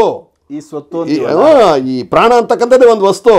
ಇದು ಹೋಯ್ತು, ಮೇಜರು ಸತ್ತೋಯ್ತು. ಸತ್ತೋದ, ಸತ್ತೋಯ್ತು, ಸತ್ತೋದ್ನು. ಇವು ಕೋಳಿ ಸತ್ತೋಯ್ತು, ನಾಯಿ ಸತ್ತೋಯ್ತು ಅಂದರೆ ಅದರಲ್ಲಿ ಸತ್ತು ಅಂದರೆ ಅದು ಒಂದು ವಸ್ತು. ವಸ್ತು ಅಂದರೆ ಭಗವಂತನಿಗೆ ಸಂಬಂಧಪಟ್ಟಂಥ ತುಂಬ ಅಮೂಲ್ಯವಾದಂಥ ಆತ್ಮ ಅಂತಕ್ಕಂಥ, ಪ್ರಾಣ ಅಂತಕ್ಕಂಥ ವಸ್ತು ಹೋಯ್ತು ಅಂತ. ಹೋಯ್ತು. ಎಲ್ಲಿಗೆ ಹೋಯ್ತು? ಪ್ರಕೃತಿಯಲ್ಲಿ ಇದೆ, ಅದು ಪರಮಾತ್ಮನಲ್ಲಿ ಇದೆ. ಪ್ರಕೃತಿಯಲ್ಲಿ ಇದೆ, ಈ ಗಾಳಿಯಲ್ಲಿ ಇದೆ, ಈ ನೀರಲ್ಲಿ ಇದೆ, ಇದೆ. ಅಂಥದ್ದು ಏನಾಗ್ತೈತೆ, ಕಾರಣಾಂತರವಾಗಿ ಈ ರೋಡ್ಗಳಲ್ಲಿ, ಈ ಮರಗಳಲ್ಲಿ, ಈ ಗಿಡಗಳಲ್ಲಿ ಎಷ್ಟೋ ಜನ ನೇಣು ಹಾಕ್ಕೊಂಡಿರ್ತಾರೆ. ಹೌದು, ಇದು ಕರೆಕ್ಟ್. ಸೂಸೈಡ್ ಮಾಡ್ಕೊಂಡಿರ್ತಾರೆ ಎಷ್ಟೋ ಜನ. ನೋಡಪ್ಪ, ಆ ಮರದ ಹತ್ರ ಹೋದ್ರೆ ತೊಂದರೆ ಆಗ್ತದೆ ಅಂತಾರೆ. ಈ ದಾರಿನಲ್ಲಿ ಏನೋ ಹೆಚ್ಚು ಕಡಿಮೆ ಆಗ್ತದಯ್ಯ, ಅಯ್ಯೋ ಏನಯ್ಯ, ನಾವು ಮೊನ್ನೆ ನಮ್ಮ ಆ ಊರಿಂದ ಈ ಊರಿಗೆ ರಾತ್ರಿ ಹೊತ್ತು ಮಾಂಸ ಎತ್ಕೊಂಬಂದೆ, ಬಂದಾಗಿಂದ ನನಗೆ ಹೊಟ್ಟೆ ನೋವು, ಲೂಸ್ ಮೋಷನ್ ಅಯ್ಯ, ಸಮಸ್ಯೆ ಆಯಿತು. ಅವ್ರೇನು ಹೇಳ್ತಾರೆ ಏನಪ್ಪ ತಿಂದೆ ಅಲ್ಲಿ ಮಟನ್ ನಿನ್ನ ಫುಡ್ ಪಾಯ್ಸನ್ ಆಗಿದೆ ಅಂತಾರೆ. ಇವ್ರೇನು ಹೇಳ್ತಾ ಇದ್ದಾರೆ ಹಂಗಲ್ಲ, ಅದು ಆ ಒಂದು ಈ ಥರ ಅನಾಹುತವಾಗಿ ತೀರ್ಕೊಂಡಿದ್ದಾರಲ್ಲ, ಆಯುಷ್ಯು ತೀರದೆ, ಆಯುಷ್ಯು ಮುಗಿಯಿದೆ. ಇವಾಗ 50 ವರ್ಷ ಆಯುಷ್ ಅಂತಿದೆ, 30 ವರ್ಷಕ್ಕೆ ತೀರ್ಕೊಂಡಿದ್ದಾನೆ ಅವನು. ಇನ್ನು 20 ವರ್ಷ ಆತ್ಮ ಹಾಗೇ ಓದಾಡ್ತಾ ಇರ್ತೈತೆ. ಆ ಆತ್ಮಕ್ಕೆ ಏನು ಹೆಸರಿಟ್ರು ಇಂದಿನ ಮಹನೀಯರು? ಭೂತ, ಪ್ರೇತ, ಭೂತ, ಆತ್ಮ, ದೆವ್ವ. ಇದು ಹೊರಟ ಭಾಷೆ. ದೆವ್ವ, ದೈಮು, ದೈಮ್ ಪಟ್ಟಿಂದಯ್ಯ, ದೇವ ಇದೆಯಾ ಅಲ್ಲಿ, ದೇವರಿದೆಯಾ, ಏನೋ ಒಂದು ಹೇಳ್ಕೊಳ್ತಾರೆ. ಇದು ಹೊರಟ ಭಾಷೆಗಳು. ಆದರೆ ಈ ಆತ್ಮ 50 ವರ್ಷ ಆಯುಷ್ಸಿದ್ರು 30 ವರ್ಷಕ್ಕೆ ಆತ್ಮ ಪಕ್ಕಕ್ಕೆ ಹೋಗಿ ಇನ್ನು 20 ವರ್ಷ ಅಲೆದಾಡ್ತಾ ಇದೆ. ಇದು ಈ ಪ್ರಕೃತಿನಲ್ಲಿ ಅಲೆದಾಡ್ತಾ ಇದೆ. ಅದು ಏನು ಮಾಡುತ್ತೆ, ಬೇಕಾದಷ್ಟು ಆತ್ಮಗಳು, ಬೇಕಾದ ಕೋಟ್ಯಾಂತರ ಆತ್ಮಗಳು. ಈಗ ಮೈನ್ ರೋಡ್ಗಳಲ್ಲಿ ವೆಹಿಕಲ್ 25 ಜನ 30 ಜನ ಹೋಗ್ಬಿಡ್ತಾರೆ, ಬಸ್ಗಳ ಆಕ್ಸಿಡೆಂಟ್ ಏನೇನರಲ್ಲ ಹೋಗ್ಬಿಡ್ತಾರೆ. ಆ ಆತ್ಮಗಳೆಲ್ಲನೂ ಆಯುಷ್ಯು ಮುಗಿಯದೇ ಇರತಕ್ಕಂಥ ಆಯುಷ್ಯಾಗಿ ಅನಾಹುತವಾಗಿ ತೀರ್ಕೊಂಡಿರೋರೆಲ್ಲನೂ ಆ ಆತ್ಮಗಳು ಓಡಾಡ್ತಾ ಇರ್ತೈತೆ, ಓಡಾಡ್ತಾ ಇರ್ತವೆ. ಅವು ಎಲ್ಲಿ ಓಡಾಡ್ತಾ ಇರ್ತವೆ? ರೋಡಲ್ಲಿ ಓಡಾಡಲ್ಲ ಅವು, ಯಾವಾಗಲೂ ಗಾಳಿಯಲ್ಲೇ ಕೇಚರದಲ್ಲೇ ಇರ್ತವೆ. ಸುತ್ತಾಡ್ತವೆ, ಕೇಚರದಲ್ಲೇ ಇರ್ತವೆ. ಕೇಚರ ಅಂದರೆ ಈ ಮೇಲೆ, ನಮಗಿಂತಲೂ ಮೇಲೆ ಭೂಮಿ ಆಕಾಶದಲ್ಲಿ ಇರ್ತವೆ. ಸಮಯಾನುಸಂದರ್ಭಗಳಲ್ಲಿ ಅವು ಭೂಮಿಗೆ ಬಂದಿರ್ತವೆ. ಯಾವುದೋ ಒಂದು, ಎಲ್ಲೋ ಒಂದೊಂದು, ಯಾವಾಗೋ ಒಂದು ದಿವಸ ಬಂದರೆ ನಾವು ಮಾನವರಲ್ಲಿ ಇರೋಕ್ಕಾಗಲ್ಲ. ಆ ಸಮಯದಲ್ಲಿ ನಾವು ವೆಹಿಕಲ್ ಬರ್ತಾ ಇದ್ದೀವಿ, ಆ ಸಮಯಕ್ಕೂ ಅದು ಅಲ್ಲಿತ್ತು. ಆ ಸಮಯಕ್ಕೆ ನಾವು ಬರ್ತಾ ಇದ್ದೀವಿ, ಆ ಸಮಯಕ್ಕೆ ಅದು ಅಲ್ಲಿತ್ತು. ಸಮಯ ನಮ್ಮ ಗ್ರಹಚಾರ ಅನ್ಕೋಬೇಕು. ಆ ಸಮಯದಾಗ ಇದ್ದಾಗ ಇವನಿಗೇನೋ ಒಂದು ಕನ್ಫ್ಯೂಸ್ ಆಗುತ್ತೆ. ಇವನು ಕನ್ಫ್ಯೂಸ್ ಆದಾಗ ಇವನಿಗೆ ತಲೆ ಸುತ್ತೋ, ಕಣ್ಣು ಮಂಜಾಗೋದು, ಇಲ್ಲ ಡೈವರ್ಟ್ ಆಗೋದು, ಇಲ್ಲ ಏನು ಅರ್ಥ ಆಗದಂತೆ ಆಗ್ಬಿಡೋದು. ತಲೆಗೆ ಏನು ಅರ್ಥ ಆಗದೆ, ಎಲ್ಲಿ ಹೋಗ್ತಾ ಇದ್ದೀನಿ ಅಂತ ಅರ್ಥ ಆಗದೆ ಆಗೋದು, ಬ್ಲ್ಯಾಂಕ್ ಆಗಿಬಿಡ್ತಾರೆ, ಆಗ ಬಿದ್ದು ಹೋಗ್ತಾರೆ. ಆ ಬಿದ್ದ ತಕ್ಷಣ ಹಿಂದೆಯಿಂದ ಬರ್ತಕ್ಕಂಥ ಗಾಡಿ ಆಗ್ಬೋದು, ಇಲ್ಲ ಇನ್ನೊಂದು ಆಗ್ಬೋದು, ಇಲ್ಲೇ ಇವನಿಗೆ ಬಲವಾದ ಪೆಟ್ಟು ಬಿದ್ದು ಹೊರಟೋಗ್ತಾರೆ. ಇವೇ ಅದಕ್ಕೆ ಕಾರಣಗಳು. ಈ ಥರ ಇದು ಆಕ್ಸಿಡೆಂಟ್ಗಳು. ಅವೇನು ಮಾಡ್ತವೆ, ಕೆಲವು ಬಲವಾದಂಥ ದೊಡ್ಡ ದೊಡ್ಡ ಮರಗಳಲ್ಲಿ ಸಂಗ್ರಹಿಸಿರ್ತವೆ, ದೊಡ್ಡ ದೊಡ್ಡ ಪಾಳು ಬಿದ್ದಂಥ ದೇವಾಲಯಗಳಲ್ಲಿ ಸಂಗ್ರಹಿಸಿರ್ತವೆ, ದೊಡ್ಡ ದೊಡ್ಡ ಕೆರೆ ಕಟ್ಟೆಗಳ ಮೇಲೆ ಸಂಗ್ರಹಿಸಿರ್ತವೆ ಈ ಆತ್ಮಗಳು ಅಂತಕ್ಕಂಥ. ಇದರಿಂದ ತೊಂದರೆಗಳು, ಈ ರೀತಿ ತೊಂದರೆಗಳು ಸಂಭವಿಸೋದು ಇದು ಪಕ್ಕಾ ವಿಚಾರ. ಇದು ನಮಗೆ ನಮ್ಮ ಗುರುಗಳಿಂದ, ದೊಡ್ಡವರಿಂದ ತಿಳ್ಕೊಂಡಿರ್ತಕ್ಕಂಥ ವಿಚಾರಗಳು. ನಮ್ಮ ದೊಡ್ಡವರು, ಭೂತವೈದ್ಯರು, ನಮ್ಮ ಗುರುಗಳು ಇದಕ್ಕೆ ಪರಿಹಾರಗಳು ಮಾಡಿರೋದು ನಾವು ನೋಡಿದ್ದೀವಿ, ಉಂಟು. ಸೊ ಇದಕ್ಕೆ ಪರಿಹಾರ ಇದೆ. ಪರಿಹಾರ ನಮ್ಮಲ್ಲೂ ಸಹಿತಾನು ಪರಿಹಾರಗಳನ್ನು ಮಾಡಿಸಿದ್ದಾರೆ ನಮ್ಮ ಗುರುಗಳು. ನಾವು ಪರಿಹಾರಗಳನ್ನು ಮಾಡಿದ್ದೀವಿ. ಅವರಿಗೆ ಬೇಕಾದಷ್ಟು ರಿಸಲ್ಟ್ಗಳಿದ್ದಾವೆ. ಸಾವಿರಾರು ಜನ ನಮ್ಮ ಕಸ್ಟಮರ್ಸ್ ಇದ್ದಾರೆ. ಏನಪ್ಪ ಅಂದರೆ, ಈಗ ಯಾವುದೋ ಒಂದು ರೀತಿ ಯಾವುದೋ ಒಂದು ಆತ್ಮ, ಒಂದು ಹೆಣ್ಣು ಯಾವುದೋ ಒಂದು ಮರಕ್ಕೆ ನೇಣು ಹಾಕ್ಕೊಂಡು ಆಕೆ ಸೂಸೈಡ್ ಆಗಿಬಿಟ್ಟಿದೆ. ಅದು ಆಯಿತು, ಇಳಿಸ್ಕೊಂಡ್ರು, ಬಂದರು, ಅದು ಅವರು ಏನೋ ಮಾಡಿಕೊಂಡ್ರು. ಈ ಆತ್ಮ ಅಲ್ಲೇ ಇರ್ತೈತೆ. ಸತ್ತಿರೋ ಆತ್ಮ ಎಲ್ಲಿ ಹೋಗಲ್ಲ, ಮರದ ಹತ್ರನೇ ಇರ್ತದೆ, ಆ ಏರಿಯಾನಲ್ಲೇ ಸಂಚರಿಸ್ತಾ ಇರ್ತೈತೆ. ಅದಕ್ಕೆ ಬೇಕಾದಷ್ಟು ಆಸೆ ಆಕಾಂಕ್ಷೆಗಳಿರ್ತೈತೆ. ಇನ್ನು ಮದುವೆ ಆಗಿರಲ್ಲ, ಇಲ್ಲ ಆಗಿರುತ್ತೆ, ಗಂಡ ಮಕ್ಕಳು, ತಂದೆ ತಾಯಿ, ಏನೇನೋ ಅದಕ್ಕೆ ಇರುತ್ತೆ. ಎಲ್ಲ ಆತ್ಮಕ್ಕೆ ಸಂಬಂಧಪಟ್ಟಿದ್ದು. ನಿನ್ನ ದೇಹ ಏನು ಮಾತಾಡಲ್ಲ. ಇವಾಗ ನೀನು ಎಷ್ಟೇ ಹೂವು, ಒಂದು 2 ಮೊಳ ಹೂವು ಇಟ್ಕೋಬೇಕಂದ್ರೆ ನಿನ್ನ ಮನಸ್ಸು ಮೊದಲು ಹೇಳಿದ ಮೇಲೆ ಅಂಗಡಿಗೆ ಹೋಗೋದು ನೀನು. ಕರೆಕ್ಟ್. ಇಲ್ಲ ನಿನ್ನ ಮನಸ್ಸಿಗೆ ಬಂದಮೇಲೆ ನಿಮ್ಮ ಯಜಮಾನ್ರಿಗೆ ಹೇಳೋರಿ ಹೂವು ತಗೊಂಬರ್ರಿ ಅಂತ. ನಿನ್ನ ದೇಹ ಹೇಳಲ್ಲ. ಆ ರೀತಿಯಾಗಿ ಮೇಜರ್ ಅಲ್ಲೇ ಇದೆ ಅದು. ಆ ಆತ್ಮ ಏನು ಮಾಡುತ್ತೆ, ಯಾವುದೋ ಒಂದು ಹುಡುಗಿ ಬಂತು ಅಲ್ಲಿ, ಹುಲ್ಲಿಗೋ, ಒಟ್ಟಿಗೋ, ನೀರಿಗೋ, ಸೊಪ್ಪಿಗೋ, ಸೊದೆಗೋ, ಇನ್ನೊಂದು ಕೆಲಸಕ್ಕೋ, ಏನಕ್ಕೋ ಬಂತು ಅಲ್ಲಿ. ಆ ಬಂದಾಗ ಇದು ಸಮಯ ಸಂದರ್ಭ ಅಟ್ಯಾಕ್ ಆಗುತ್ತೆ. ಅಟ್ಯಾಕ್ ಆಯ್ತಂದ್ರೆ ಆ ಆತ್ಮ ಇವರಲ್ಲಿ ಸೇರ್ಕೊಳ್ಳುತ್ತೆ. ಅದು ಬಂದವ್ರ ಇದಕ್ಕೆ ದೇಹಕ್ಕೆ ಇದ್ಬಿಡ್ತದೆ ಇವರಲ್ಲಿ. ಆ ಆತ್ಮ ಇವರಲ್ಲಿ ಇರ್ತೈತೆ. ಎಲ್ಲ ಚೇಷ್ಟೆಗಳು ಅವ್ರದ್ದೇನೇನಿದೆ ಅದೇ ಚೇಷ್ಟೆಗಳು ಇವ್ರಿಗೆ. ಅವರಿಗೆ ಆರೋಗ್ಯ ಇರದೆ ಸತ್ತಿದ್ರೆ ಇವ್ರಿಗೆ ಆರೋಗ್ಯ ಇರಲ್ಲ. ಅಂದ್ರೆ ಅವ್ರಿಗೆ ಏನು ಸಮಸ್ಯೆ ಇತ್ತು ಆ ಸಮಸ್ಯೆ ಇವರಲ್ಲಿ ಉದ್ಭವ ಆಗ್ತಾ ಇರ್ತೈತೆ. ಊಟ ಮಾಡೋಕ್ಕಾಗಲ್ಲ, ನಿದ್ದೆ ಮಾಡೋಕ್ಕಾಗಲ್ಲ, ಕೆಲಸ ಮಾಡೋಕ್ಕಾಗಲ್ಲ, ಗೂಬೆ ಥರ ಕುತ್ಕೊಂಡಿರೋದು, ಹೊಟ್ಟೆ ಊದ್ಕೊಳ್ಳೋದು. ಇದಕ್ಕೆ ಹಾಸ್ಪಿಟ್ಲ್ ಕರ್ಕೊಂಡ್ರೆ ಎಲ್ಲ ನಾರ್ಮಲ್ಲು, ಔಷಧಿ ಕೊಟ್ಟರೆ ವಾಸಿ ಆಗಲ್ಲ. ಆಗ ವೈದ್ಯರಲ್ಲಿ ಹೋದಾಗ, ಭೂತ ವೈದ್ಯರಲ್ಲೇ ಹೋದಾಗ ಈ ವಿಚಾರಕ್ಕೆ ಭೂತ ವೈದ್ಯರು ಆಕೆಯ ಒಂದು ನಾಡಿ ಮಿಡಿತವನ್ನು ನೋಡಿದಾಗ ಏನಾಗುತ್ತಪ್ಪ ಅಂದರೆ, ಸೈನ್ಸ್ ಪ್ರಕಾರವಾಗಿ ನಾಡಿ ಮಿಡಿತಕ್ಕೆ ಒಂದು ಕೌಂಟಿಂಗ್ ಇದೆ. 60, 72, 80 ಈ ರೀತಿ ಇದೆ. ಇಷ್ಟಿದ್ರೆ ಇದು ಹಾರ್ಟ್ ಬೀಟಿಂಗು, ನಾಡಿ ಮಿಡಿತ ಅಂತಕ್ಕಂಥದ್ದು ಇದೆ. ಈ ಸ್ವಲ್ಪ ವಿಚಾರ ನುರಿತ ಒಂದು ಭೂತ ವೈದ್ಯರಾದರೆ, ವಿಚಾರವನ್ನು ತಿಳ್ಕೊಂಡಿರೋರಾದರೆ, ಅವರ ನಾಡಿ ಮಿಡಿತವನ್ನು ನೋಡಿದಾಗ ಇದು ಏನಪ್ಪ ಅಂದರೆ, ಈಗ ಸೆಕೆಂಡ್ಗೆ 1 ಮಿಡಿತ ಅಂದರೆ 1 ನಿಮಿಷಕ್ಕೆ 60. ಇನ್ನು ಸ್ವಲ್ಪ ಜಾಸ್ತಿ ಇದೆ ಅಂದರೆ 72 ಬರ್ತದೆ ಹಾರ್ಟ್ ಬೀಟಿಂಗ್. ಸ್ವಲ್ಪ ಜಾಸ್ತಿ ಇದೆ ಓಕೆ ಅಂತ. 150 ಬರುತ್ತೆ. ಅಂದರೆ ಜಾಸ್ತಿ ಇದೆ. ಅಂದರೆ ಒಂದು ಸೆಕೆಂಡ್ಗೆ 2 ಬರುತ್ತೆ, 3 ಬರುತ್ತೆ. ಓಹ್, ಪಟ ಪಟ ಪಟ ಪಟ ಪಟ ಪಟ ಅಂತ ಇರ್ತೈತೆ. ಏನು ಒಂದು ನಾಡಿ ಮಿಡಿತ. ಹಾರ್ಟ್ ಬಿಟ್ಟು ನಾಡಿ ಬಿಡ್ತ. ಅದು ಏನಪ್ಪ ಅಂದರೆ ಈಗ ಈ ಆತ್ಮ ಜೊತೆಗೆ ಇನ್ನೊಂದು ಆತ್ಮ ಇದೆ ಅಂತ ಓಹೋ ನಾವು ಆವಾಗ ಪರಿಗಣಿಸ್ತೀವಿ. ಇದು ಭೂತ ಚೇಷ್ಟೆ ಆಗಿದೆ, ಓಕೆ, ಈ ಥರ ಇದು ನೆಗೆಟಿವ್ ಎನರ್ಜಿ, ಇದು ದೆವ್ವ, ಹೊರಟು ಭಾಷೆಯಲ್ಲಿ ದೈವ, ದೈಮು, ಪೀಡ, ಪಿಶಾಚಿ, ಏನೋ ಒಂದು ಆಗಿದೆ, ಏನೋ ಮೆಟ್ಕೊಂಡಿದೆ, ಈ ರೀತಿ ಪರಿಗಣಿಸ್ತೀವಿ ನಾವು. ಪರಿಗಣಿಸಿದಾಗ ಏನು ಮಾಡ್ತೀವಿ, ಮೊದಲನೇದಾಗಿ ಅದಕ್ಕೆ ಟ್ರೀಟ್ಮೆಂಟ್. ಏನು ಟ್ರೀಟ್ಮೆಂಟು? ತಕ್ಷಣಕ್ಕೆ ನಾವು ಈ ಭೂತ ಅಂತಕ್ಕಂಥದ್ದು ಒಬ್ಬ ಮನುಷ್ಯನಿಗೆ ಮೆಟ್ಕೊಂಡಾಗ ಅದು ರಿಲೀಫ್ ಕೊಟ್ಟು ಸ್ವಲ್ಪ ಪಕ್ಕಕ್ಕೆ ಹೋಗ್ಬೇಕಾದ್ರೆ ಇದಕ್ಕೆ ಶಕ್ತಿ ಮಂತ್ರಗಳಿರುತ್ತೆ ನಮ್ಮಲ್ಲಿ. ಶಕ್ತಿ ಮಂತ್ರಗಳು, ಈಗ ಚಾಮುಂಡೇಶ್ವರಿ ಇರ್ಬೋದು, ಚೌಡೇಶ್ವರಿ ಇರ್ಬೋದು, ನರಸಿಂಹಸ್ವಾಮಿ ಇರ್ಬೋದು, ಆಂಜನೇಯನ್ ಇರಬಹುದು. ಇವರ ಒಂದು ಮಹನೀಯರು ಬರೆದಿಟ್ಟಿದ್ದಾರೆ, ಅದು ನಾವು ಮಾಡಿರೋದಲ್ಲ. ಮಹನೀಯರು ಸಪ್ತಋಷಿಗಳು ಅವ್ರ ಕಡೆಯಿಂದ ಮಹನೀಯರೆಲ್ಲ ಇದನ್ನು ಗ್ರಂಥಗಳಲ್ಲಿ ಇಂತಿಂಥ ದಂಡಕ, ಇಂತಿಂಥ ಮಂತ್ರ, ಇಂತಿಂಥ ಪದ್ಯ ಅಂತ ಬರೆದಿಟ್ಟಿದ್ದಾರೆ. ಅದನ್ನು ನಾವೇನು ಮಾಡಿರ್ತೀವಿ, ಗುರುಗಳಿಂದ ಅಧ್ಯಯನ ಮಾಡಿ ಅದನ್ನೊಂದು ನೀಟಾಗಿ ಬಾಯಾರ್ಟ್ ಮಾಡಿ ಅದಕ್ಕೆ ಒಂದು ಪೂಜೆ ಪುಸ್ಕರ ಒಂದು ಎಲ್ಲ ಮಾಡಿ ಅದನ್ನು ನಮ್ಮ ಒಂದು ಅಂಡರಲ್ಲಿ ಇಟ್ಕೊಂಡಿರ್ತೀವಿ ನಾವು. ಅದನ್ನು ನಮ್ಮ ಅಂಡರ್ ಅಂದರೆ ಅದು ನಾವು ಹೇಳಿದ ಕೆಲಸ ಮಾಡುತ್ತೆ ಅದು. ಯಾಕಂದ್ರೆ ನಾವು ಅದಕ್ಕೆ ಸೇವೆ ಮಾಡಿರ್ತೀವಿ, ಕರಗತ ಮಾಡ್ಕೊಂಡಿರ್ತೀವಿ. ಈಗ ಒಂದು ಬೊಂಬೆ ಬರೆಯಪ್ಪ ಅಂದರೆ ಒಬ್ಬ ಹುಡುಗ ಟಕ ಟಕ ಟಕ ಬರೆದ್ಬಿಡ್ತಾನೆ, ಅವ್ನು ಕಲ್ತಿರ್ತಾನಲ್ವಾ, ಅದೇ ರೀತಿ. ಆಗ ನಾವು ಯಾವುದೋ ಒಂದು ದೇವಿಯನ್ನು ಸ್ತೋತ್ರ ಮಾಡಿ ಒಂದು ನೀರೋ, ಒಂದು ನಿಂಬೆಹಣ್ಣು, ಒಂದು ಹೂವನೋ ಏನೋ ಒಂದು ಕೊಟ್ಟಾಗ ಅವ್ರಿಗೆ ಸ್ವಲ್ಪ ರಿಲೀಫ್ ಆಗುತ್ತೆ. ಯಾರಿಗೆ ಹೊಟ್ಟೆ ಊದ್ಕೊಂಡ್ರೆ ಕಡಿಮೆ ಆಗ್ಬಿಡ್ತೈತೆ, ಊಟನೇ ಬೇಡ ಅಂತಕ್ಕಂಥವ್ರು ಊಟ ಮಾಡ್ತಾರೆ. ಆಮೇಲೆ ಅವ್ರ ಕೆಲಸದಲ್ಲಿ ಅವರು ಸ್ವಲ್ಪ ಸಾಧ್ಯವಾದಷ್ಟು ತೊಡಗ್ತಾರೆ. ಆ ತೊಡಗಿದಾಗ ಏನಾಗುತ್ತೆ, ಅವರಿಗೆ ಒಂದು ಸ್ವಲ್ಪ ರಿಲೀಫ್ ಆಯಿತು. ಅವ್ರೇನು ಯೋಚನೆ ಮಾಡ್ತಾರೆ, ಓ ಇಂಥ ಸ್ವಾಮಿಗಳಲ್ಲಿ ಹೋದಾಗ ಈ ರೀತಿಯಾದಂಥ ಒಂದು ವಿಚಾರ ಅಲ್ಲಿ ಸ್ವಲ್ಪ ಕಂಟ್ರೋಲ್ ಆಯಿತು, ಕಡಿಮೆ ಆಯಿತು, ಇದಕ್ಕೆ ಒಂದು ಶಾಶ್ವತವಾದಂಥ ಪರಿಹಾರ ಕೇಳೋಣ ಸ್ವಾಮಿಗಳನ್ನ ಅಂತ ಕೇಳ್ತಾರೆ. ಆವಾಗ ಅದಕ್ಕೆ ನಾವು ಶಾಶ್ವತವಾದಂಥ ಪರಿಹಾರ. ಏನು ಪರಿಹಾರ? ಈಗ ಬಾಗಿಲು ಹಾಕ್ಕೊಂಡು ಹೋಗ್ತಾರೆ, ಯಾರನ್ನು ತೆಗಿತಾರೆ. ನಾವು ಬೀಗ ಹಾಕೊಂಡು ಹೋದ್ರೆ ಯಾರು ತೆಗಿತಾರೆ? ಕಷ್ಟ ಆಯ್ತು. ಅದೇ ರೀತಿಯಾಗಿ ಬೀಗ ಹಾಕೋ ರೀತಿಯಾಗಿ ಅದಕ್ಕೆ ಒಂದು ತಾಯ್ತ ಮಾಡಿ ಅದಕ್ಕೆ ಬೀಜಾಕ್ಷರಗಳು, ಕೆಲವು ಗಿಡಮೂಲಿಕೆಗಳನ್ನು ತುಂಬಿ ಒಂದು ಬೆಳ್ಳಿದೋ, ಚಿನ್ನದ್ದೋ, ಇಲ್ಲ ತಾಮ್ರದ್ದೋ, ಏನೋ ಒಂದು ಸ್ಟೀಲ್ದೋ ಒಂದು ತಾಯ್ತನೆಲ್ಲ ಅದನ್ನು ಬಂದೋಬಸ್ತ್ ಮಾಡಿ ಇವರು ಕೊರಳಿಗೆ ಹಾಕಿದಾಗ ಇವರಿಗೆ ಅದು ಕಂಟ್ರೋಲ್ ಆಗ್ತದೆ. ಇವರು ಅದ್ರಲ್ಲಿ ಬಂದಾಗ ಅದು ಬರಲ್ಲ. ಯಾಕೆಂದರೆ ಪೊಲೀಸ್ನವ್ರು ಇದ್ದಾರೆ ಅಂದರೆ ಕಳ್ಳ ಅಲ್ಲಿ ಇರಲ್ಲ. ಅಂದರೆ ಅವ್ರಿಗೆ ಒಂದು ಸ್ವಲ್ಪ ಸೆಕ್ಯೂರಿಟಿ ಆಯಿತು. ಆ ಸೆಕ್ಯೂರಿಟಿನ ಮಾಡಿ ಕಳಿಸ್ಕೊಡ್ತೀವಿ ನಾವು. ಅದಕ್ಕೆ ಪರಿಹಾರ ಇದು. ಅದಕ್ಕೆ ಹಿಂದಿನವರು ಇನ್ನೂ ಏನೇನು ಬೇಕೋ ಮಾಡ್ತಾಯಿದ್ರು, ಪೂಜೆಗಳು ಪುಸ್ಕರಗಳು ಏನೇನೋ ಮಾಡ್ತಾಯಿದ್ರು, ಬೇಕಾದಷ್ಟು ವಿಚಾರಗಳನ್ನು ಮಾಡ್ತಾಯಿದ್ರು. ಈಗ ನಾವೆಲ್ಲನೂ ಸ್ವಲ್ಪ ಸೂಕ್ಷ್ಮವಾಗಿ, ಈಗಿನ ಜನ ಆಧುನಿಕವಾದಂಥ ಜನ, ಹೌದು, ತುಂಬ ಬುದ್ಧಿವಂತರು, ಹೌದೌದು, ಅವ್ರಿಗೂ ಬೇಜಾರು. ಇದು ಈ ತಾಯ್ತ ಈ ಬಳೆ ಇಷ್ಟಪ್ಪ ಹಾಕ್ಕೊಳಕ್ಕಾಗಲ್ಲ, ಈ ತಾಯ್ತ ಇಷ್ಟಪ್ಪ ಕಟ್ಕೊಳಕ್ಕಾಗಲ್ಲ ಅಂತ ಏನೇನೋ ಯೋಚನೆ ಮಾಡ್ತಾರೆ. ಅಂದರೆ ನೋಡಿದ್ರೆ ಚೆನ್ನಾಗಿ ಕಾಣಿಸಲ್ಲ. ಅದಕ್ಕೆ ನಾವು ಸೂಕ್ತವಾಗಿ ಪರಿಹಾರಗಳನ್ನು ಮಾಡಿ ಅಲ್ಲಿ ಅವ್ರಿಗೆ ಮೆಟ್ಕೊಂಡಿರ್ತಕ್ಕಂಥ ಇವು ಆತ್ಮನೋ, ಭೂತನೋ, ದೆವ್ವನೋ ಇದನ್ನು ದೂರ ಕಳಿಸಿ ಅವ್ರಿಗೊಂದು ಆರೋಗ್ಯವನ್ನು ಪ್ರಾಪ್ತಿ ಮಾಡಿಕೊಡ್ತೀವಿ. ಇದು ನೀವು ಕೇಳಿದಂಥ ಒಂದು ಪ್ರಶ್ನೆಗೆ ಉತ್ತರ. ತುಂಬ ಚೆನ್ನಾಗಿ ತಿಳಿಸ್ಕೊಟ್ರಿ. ಮತ್ತು ಪ್ರತಿಯೊಬ್ಬರಿಗೂ ಅರ್ಥ ಆಗುತ್ತೆ. ಇವಾಗ ನೀವು ಹೇಳಿ ಅರ್ಥ ಆಗ್ಬೇಕು ಸರ್, ನೀಟಾಗಿ ಅರ್ಥ ಆಗಬೇಕು, ಎಲ್ರಿಗೂ ಅರ್ಥ ಆಗಬೇಕು. ಯಾಕೆಂದರೆ ಸುಳ್ಳು ಇದು ನಿಜ ಅಲ್ಲ, ಇದು ಸುಳ್ಳು ಇದು ನಿಜ ಅಂದ್ಕೊಳ್ತಾರೆ. ನಂಬದೇ ಇರ್ತಕ್ಕಂಥದ್ದನ್ನು ಇದು ನಿಜ ಅಂದ್ಕೊತಾರೆ.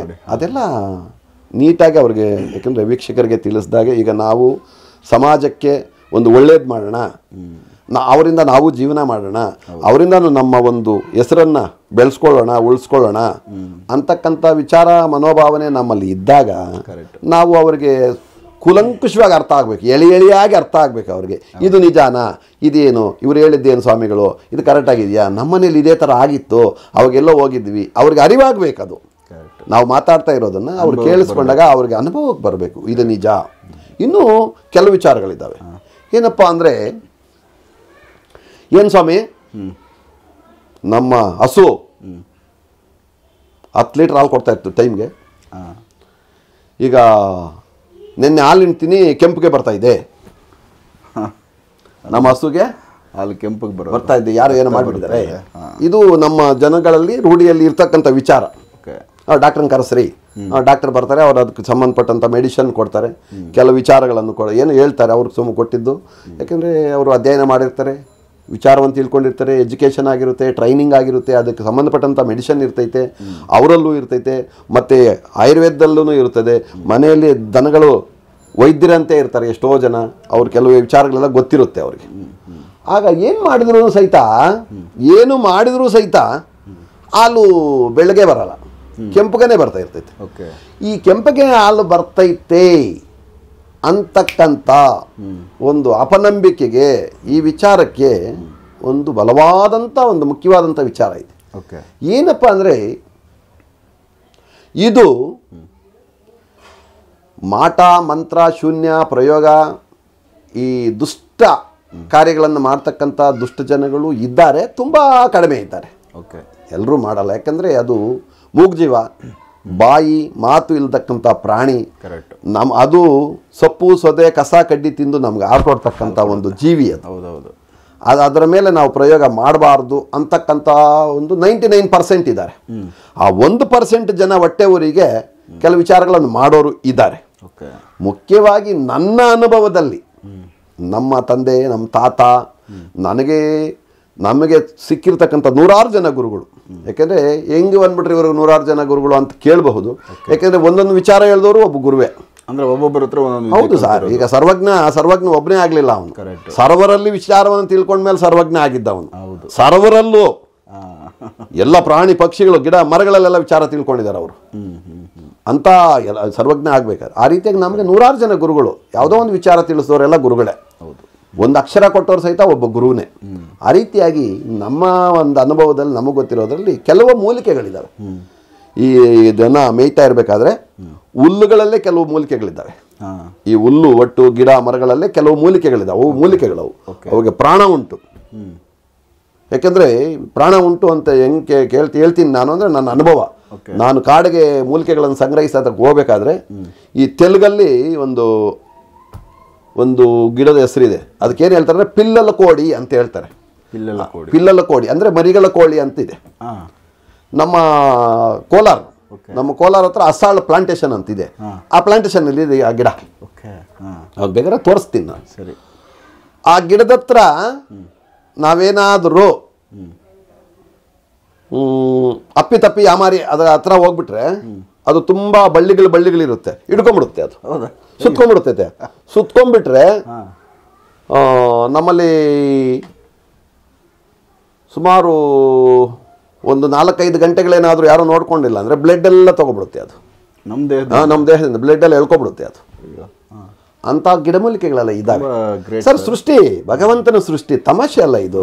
ಯಾಕೆಂದರೆ ಆಗಿನ ಕಾಲದಲ್ಲಿ ಪಾಂಡವರು ಕೌರವರು ಯುದ್ಧ ಮಾಡ್ತಾ ಇದ್ದಾಗ, ಬೇರೆ ಬೇರೆಯವರೆಲ್ಲ ಯುದ್ಧ ಮಾಡ್ತಾ ಇದ್ದಾಗ, ಬಾಣಗಳು ಸೆಳೆದಾಗ ಅವೆಲ್ಲ ಹೋಗ್ಬೇಕಾದ್ರೆ ಅವೆಲ್ಲನೂ ಅಕ್ಷರಗಳು ಮತ್ತು ಗಿಡಮೂಲಿಕೆಗಳೇ ಅವು. ಇಂಥ ಒಂದು ಗಿಡದಿಂದ ಬಾಣವನ್ನು ಮಾಡಿದರೆ, ಇಂಥ ಮಂತ್ರವನ್ನು ಬೀಜಾಕ್ಷರ ಅದಕ್ಕೆ ಕೊಟ್ಟರೆ ಈಗ ಹೋಗುತ್ತೆ ಅಂತಕ್ಕಂಥ ಒಂದು ವಿಚಾರ. ಅಲ್ಲಿ ಅದು ಈ ಸುಳ್ಳಲ್ಲ, ಅದೆಲ್ಲ ನಿಜವಾದಂಥ ವಿಚಾರಗಳು.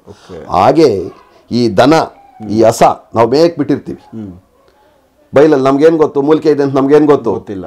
ನಮಗೇನು ಗೊತ್ತು? ಅಸಲು ಯಾರು ಹುಚ್ಚರು ಎಲ್ಲ ಬುದ್ಧಿ ಕಡಿಮೆ ಇರೋರ ಕೈಯಲ್ಲೇ ದನ ಮೇಯ್ಸಕ್ಕೆ ಕಳಿಸ್ತಾ ಇದ್ದಿದ್ದು. ಇವನೇನಕ್ಕೂ ಆಗಲ್ಲ, ಓದಲ್ಲ, ಕೆಲಸ ಮಾಡಲ್ಲ, ವ್ಯವಹಾರಸ್ಥನಲ್ಲ, ಇವನು ದನಗಳು ಕೊಡೋ ಅಂತ ಹೇಳ್ತಾ ಇದ್ರು. ಅಂಥವರೆಲ್ಲ ಹೋಗಿ ಏನು ಮಾಡ್ತಾ ಇದ್ರು, ದನಗಳನ್ನು ಮೇಯಿಸ್ಕೊಂಡು ಇವರು ಬರ್ತಾ ಇದ್ರು.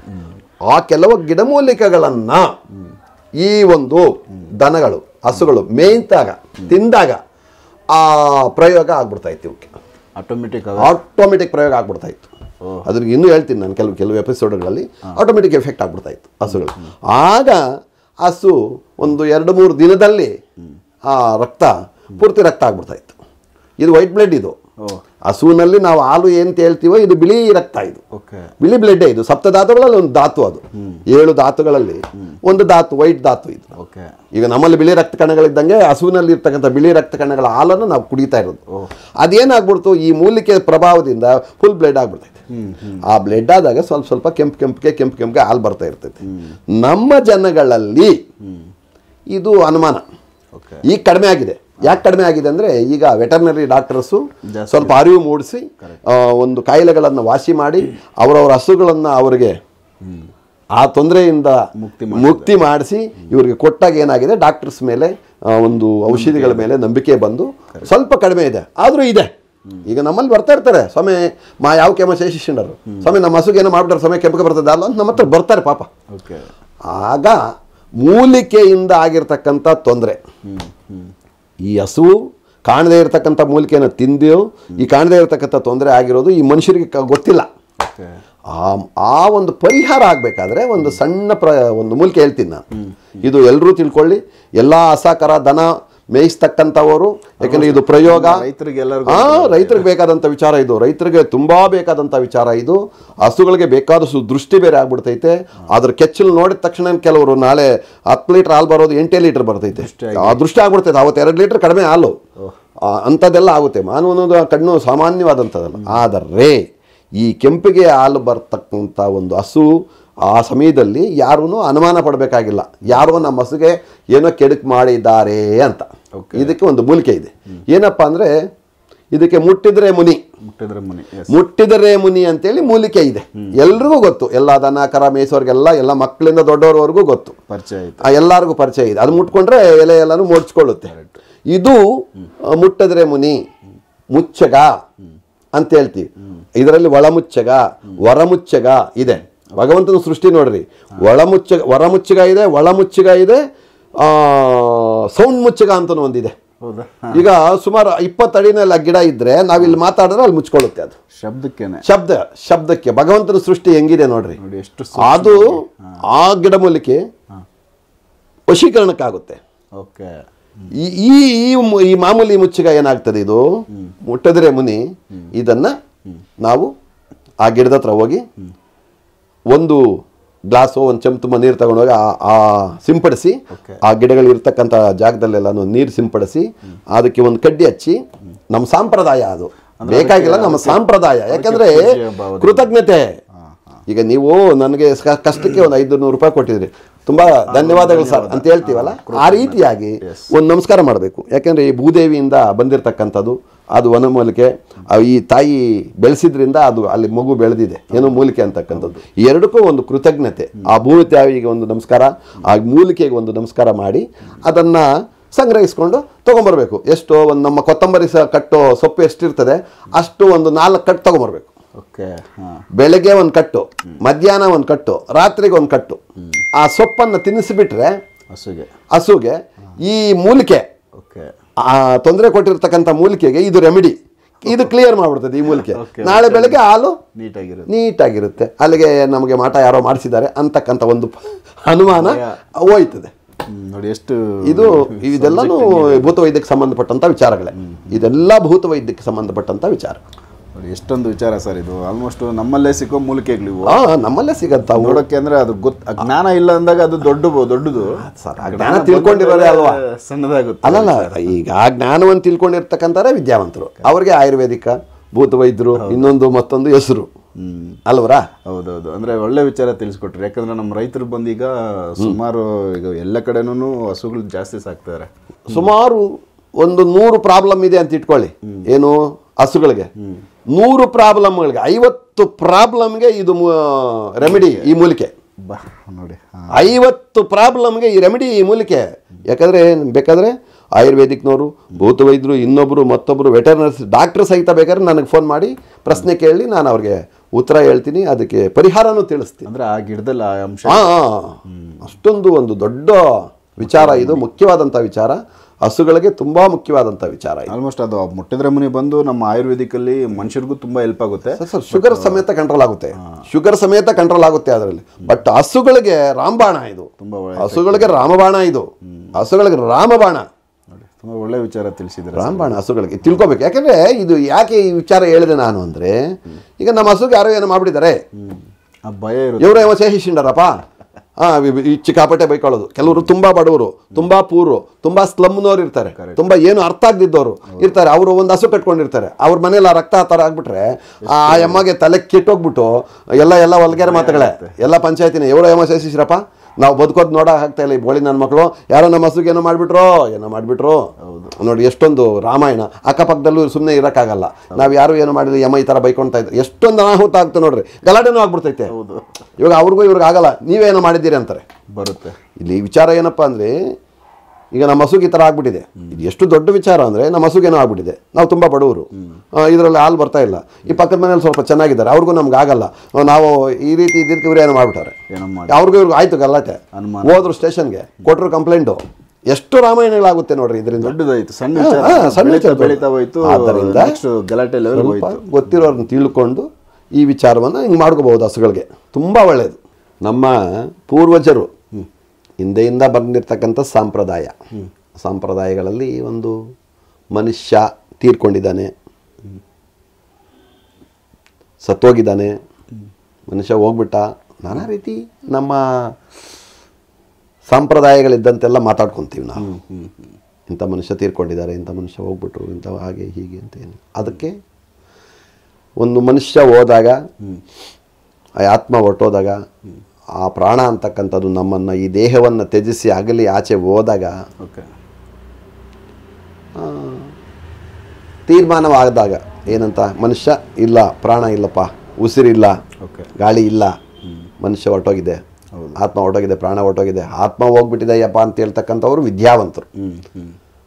ಇದರಲ್ಲಿ ಪರಿಣಿತರಾದಂಥ ವಿದ್ಯಾವಂತರು, ಪಂಡಿತರಿಗೆ ಗೊತ್ತಾಗ್ತಕ್ಕಂಥ ವಿಚಾರ, ಪಾಮರರಿಗೆಲ್ಲ ಗೊತ್ತಾಗಲ್ಲ. ಸತ್ತೋಗಿದೆ ನಮಗೆ ಅಷ್ಟೇ, ಇಷ್ಟೇ ವಿಚಾರ, ಸತ್ತೋದ್ನಯ್ಯ, ಹೋಗ್ಬಿಟ್ನೆ ಅಂತಾರೆ. ಆ ರೀತಿಯಾಗಿ ಹೋದ ತಕ್ಷಣ ಇನ್ನು ನಮ್ಮ ಸಂಪ್ರದಾಯಗಳೇನಿದೆ, ಯಾವ ರೀತಿ ಇದೆ ಆ ರೀತಿ ಯಾರನ್ನ ಕರೆಸ್ಬೇಕು, ಅಲ್ಲಿಗೆ ಹೊಡೆಯೋರು ಯಾರು, ಗುಂಡಿ ತೋಡೋರು ಯಾರು, ಆಡಿ ಕಟ್ಟೋರು ಯಾರು, ಇದಕ್ಕೆ ಬಟ್ಟೆ ತರೋರು ಯಾರು, ಹೂವು ತರೋರು ಯಾರು, ಮತ್ತು ಇದನ್ನು ಸಾಂಪ್ರದಾಯವಾಗಿ ಏನು ರೀತಿ ಮಾಡಿಸ್ಬೇಕು, ಇದಕ್ಕೆ ಸ್ನಾನ ಮಾಡಿಸ್ಬೇಕು, ಇನ್ನೊಂದು ಮತ್ತೊಂದು ಏನೇನಿದೆ ಇದೆಲ್ಲ ನಮ್ಮ ಸಂಪ್ರದಾಯಗಳ ಪ್ರಕಾರವಾಗಿ ಒಂದು 2-3 ಗಂಟೆಗಳ ಕಾಲ ಇದಕ್ಕೆ ಕ್ರಿಯೆಗಳು, ಕರೆಕ್ಟು, ಕೆಲಸ ಕಾರ್ಯಗಳು, ಕ್ರಿಯೆಗಳನ್ನೆಲ್ಲ ನಡೆಸಿ, ಈ ಕ್ರಿಯೆಗಳ ಆಮೇಲೆ ನಮ್ಮ ಬೇಕಾದಂಥ ನಮ್ಮ ಸ್ವಂತ ಜಮೀನಲ್ಲಾಗಬಹುದು, ರುದ್ರಭೂಮಿ ಅಂತಕ್ಕಂಥ ಸ್ಮಶಾನದಲ್ಲಾಗಬಹುದು, ಅದಕ್ಕೆ ಒಂದು ಗುಂಡಿ ತೋಡಿ ಅದು ಮನೆ ಅಂತ ಹೇಳೋರು, ಮನೆ ಮಾಡಿದಾರೇನಪ್ಪ ಅಂತ ಕೇಳ್ತಾ ಇದ್ರು.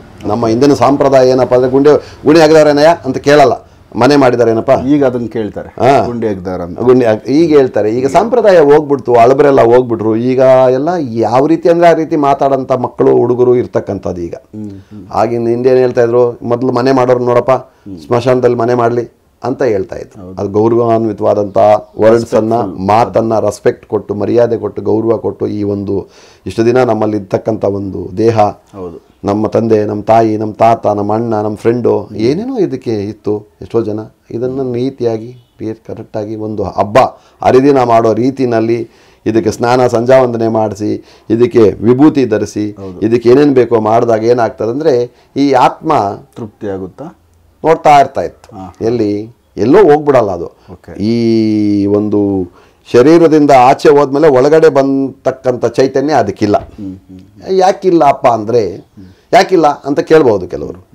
ಇದು ಸೃಷ್ಟಿ ಪರಮಾತ್ಮನದು. ಪರಮಾತ್ಮ ಯಾರಿಗೂ ಕಾಣ್ತಾ ಇಲ್ಲ. ಕರೆಕ್ಟ್. ಆಚೆ ಹೋಗಿರ್ತಕ್ಕಂಥ ಆತ್ಮನೂ ಯಾರಿಗೂ ಕಾಣಿಸ್ತಾ ಇಲ್ಲ. ಮತ್ತೆ ಮನುಷ್ಯ ಬದುಕಿದ್ದಾಗ ನಾವು ಮಾತಾಡ್ತಾ ಇದ್ದೀವಿ, ಆತ್ಮ ಎಲ್ಲಿದೆ ಅಂತ ನಮಗೂ ಕಾಣಿಸ್ತಾ ಇಲ್ಲ. ಮನುಷ್ಯ ನಾವು, ಮನುಷ್ಯನು. ನಾಯಿ ಬಗಳ್ತಾ ಇದೆ, ನಾಯಿ ಬಗಳ್ತಾ ಇದೆ, ಬಗಳ್ತಾ ಇರೋದೇ ಆತ್ಮ. ಅದಕ್ಕೆ ಒದಕಿಯಾಗಿರೋದೇ ಈ ಶರೀರ. ಆ ರೀತಿಯಾಗಿ ಈಗ ನಮ್ಮಲ್ಲಿ ಇಷ್ಟೆಲ್ಲ ಸಂಪ್ರದಾಯಗಳನ್ನು ಮಾಡಿ ತಗೊಂಡೋಗಿ ಬೇಕಾದರೆ ಇದು ಆತ್ಮ, ಆಚೆ ಹೋಗಿರ್ತಕ್ಕಂಥ ಆತ್ಮ ನೋಡ್ತೈತೆ ಅದು. ಓಹೋ, ನಾನು ಇದ್ದೆ, ನನ್ನ ಮಕ್ಕಳಿದ್ದಾರೆ, ನನ್ನ ಹೆಂಡತಿ ಇದ್ದಾಳೆ, ನನ್ನವರೆಲ್ಲ ಇದ್ದಾರೆ, ನನಗೋಸ್ಕರ ಇಷ್ಟೊಂದೆಲ್ಲ ಮಾಡ್ತಾ ಇದ್ದಾರೆ. ಆಕಸ್ಮಿಕವಾಗಿ ನಾನು ಈ ರೀತಿ ನನ್ನ ಹಣೆ ಬರಹ ಹಿಂಗಾಗೋಯ್ತಲ್ಲ, ನಾನು ಬಂದ್ಬಿಟ್ಟೆ ಅಲ್ಲ, ನನ್ನ ಪ್ರಾಣ ಹೋಗ್ಬಿಡ್ತಲ್ಲ ಅಂತಕ್ಕಂಥ ವಿಚಾರಗಳು ಅದು ತಿಳ್ಕೊಳ್ತೈತೆ, ನೋಡ್ತಾ ಇರ್ತೈತೆ.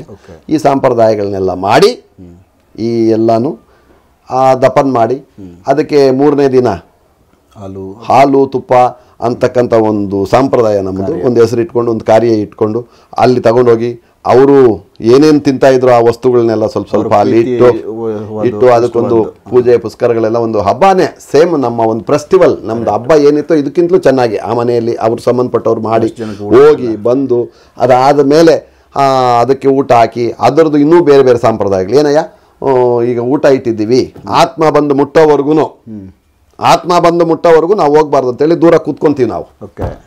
ಏನದರ ಅರ್ಥ ಏನಪ್ಪ ಅಂದರೆ, ಆತ್ಮ ಅಂತಕ್ಕಂಥದ್ದು ಕಾಗೆ ರೂಪದಲ್ಲಿ ಬರ್ತೈತೆ ಅಂತಕ್ಕಂಥ ಒಂದು ವಿಚಾರ.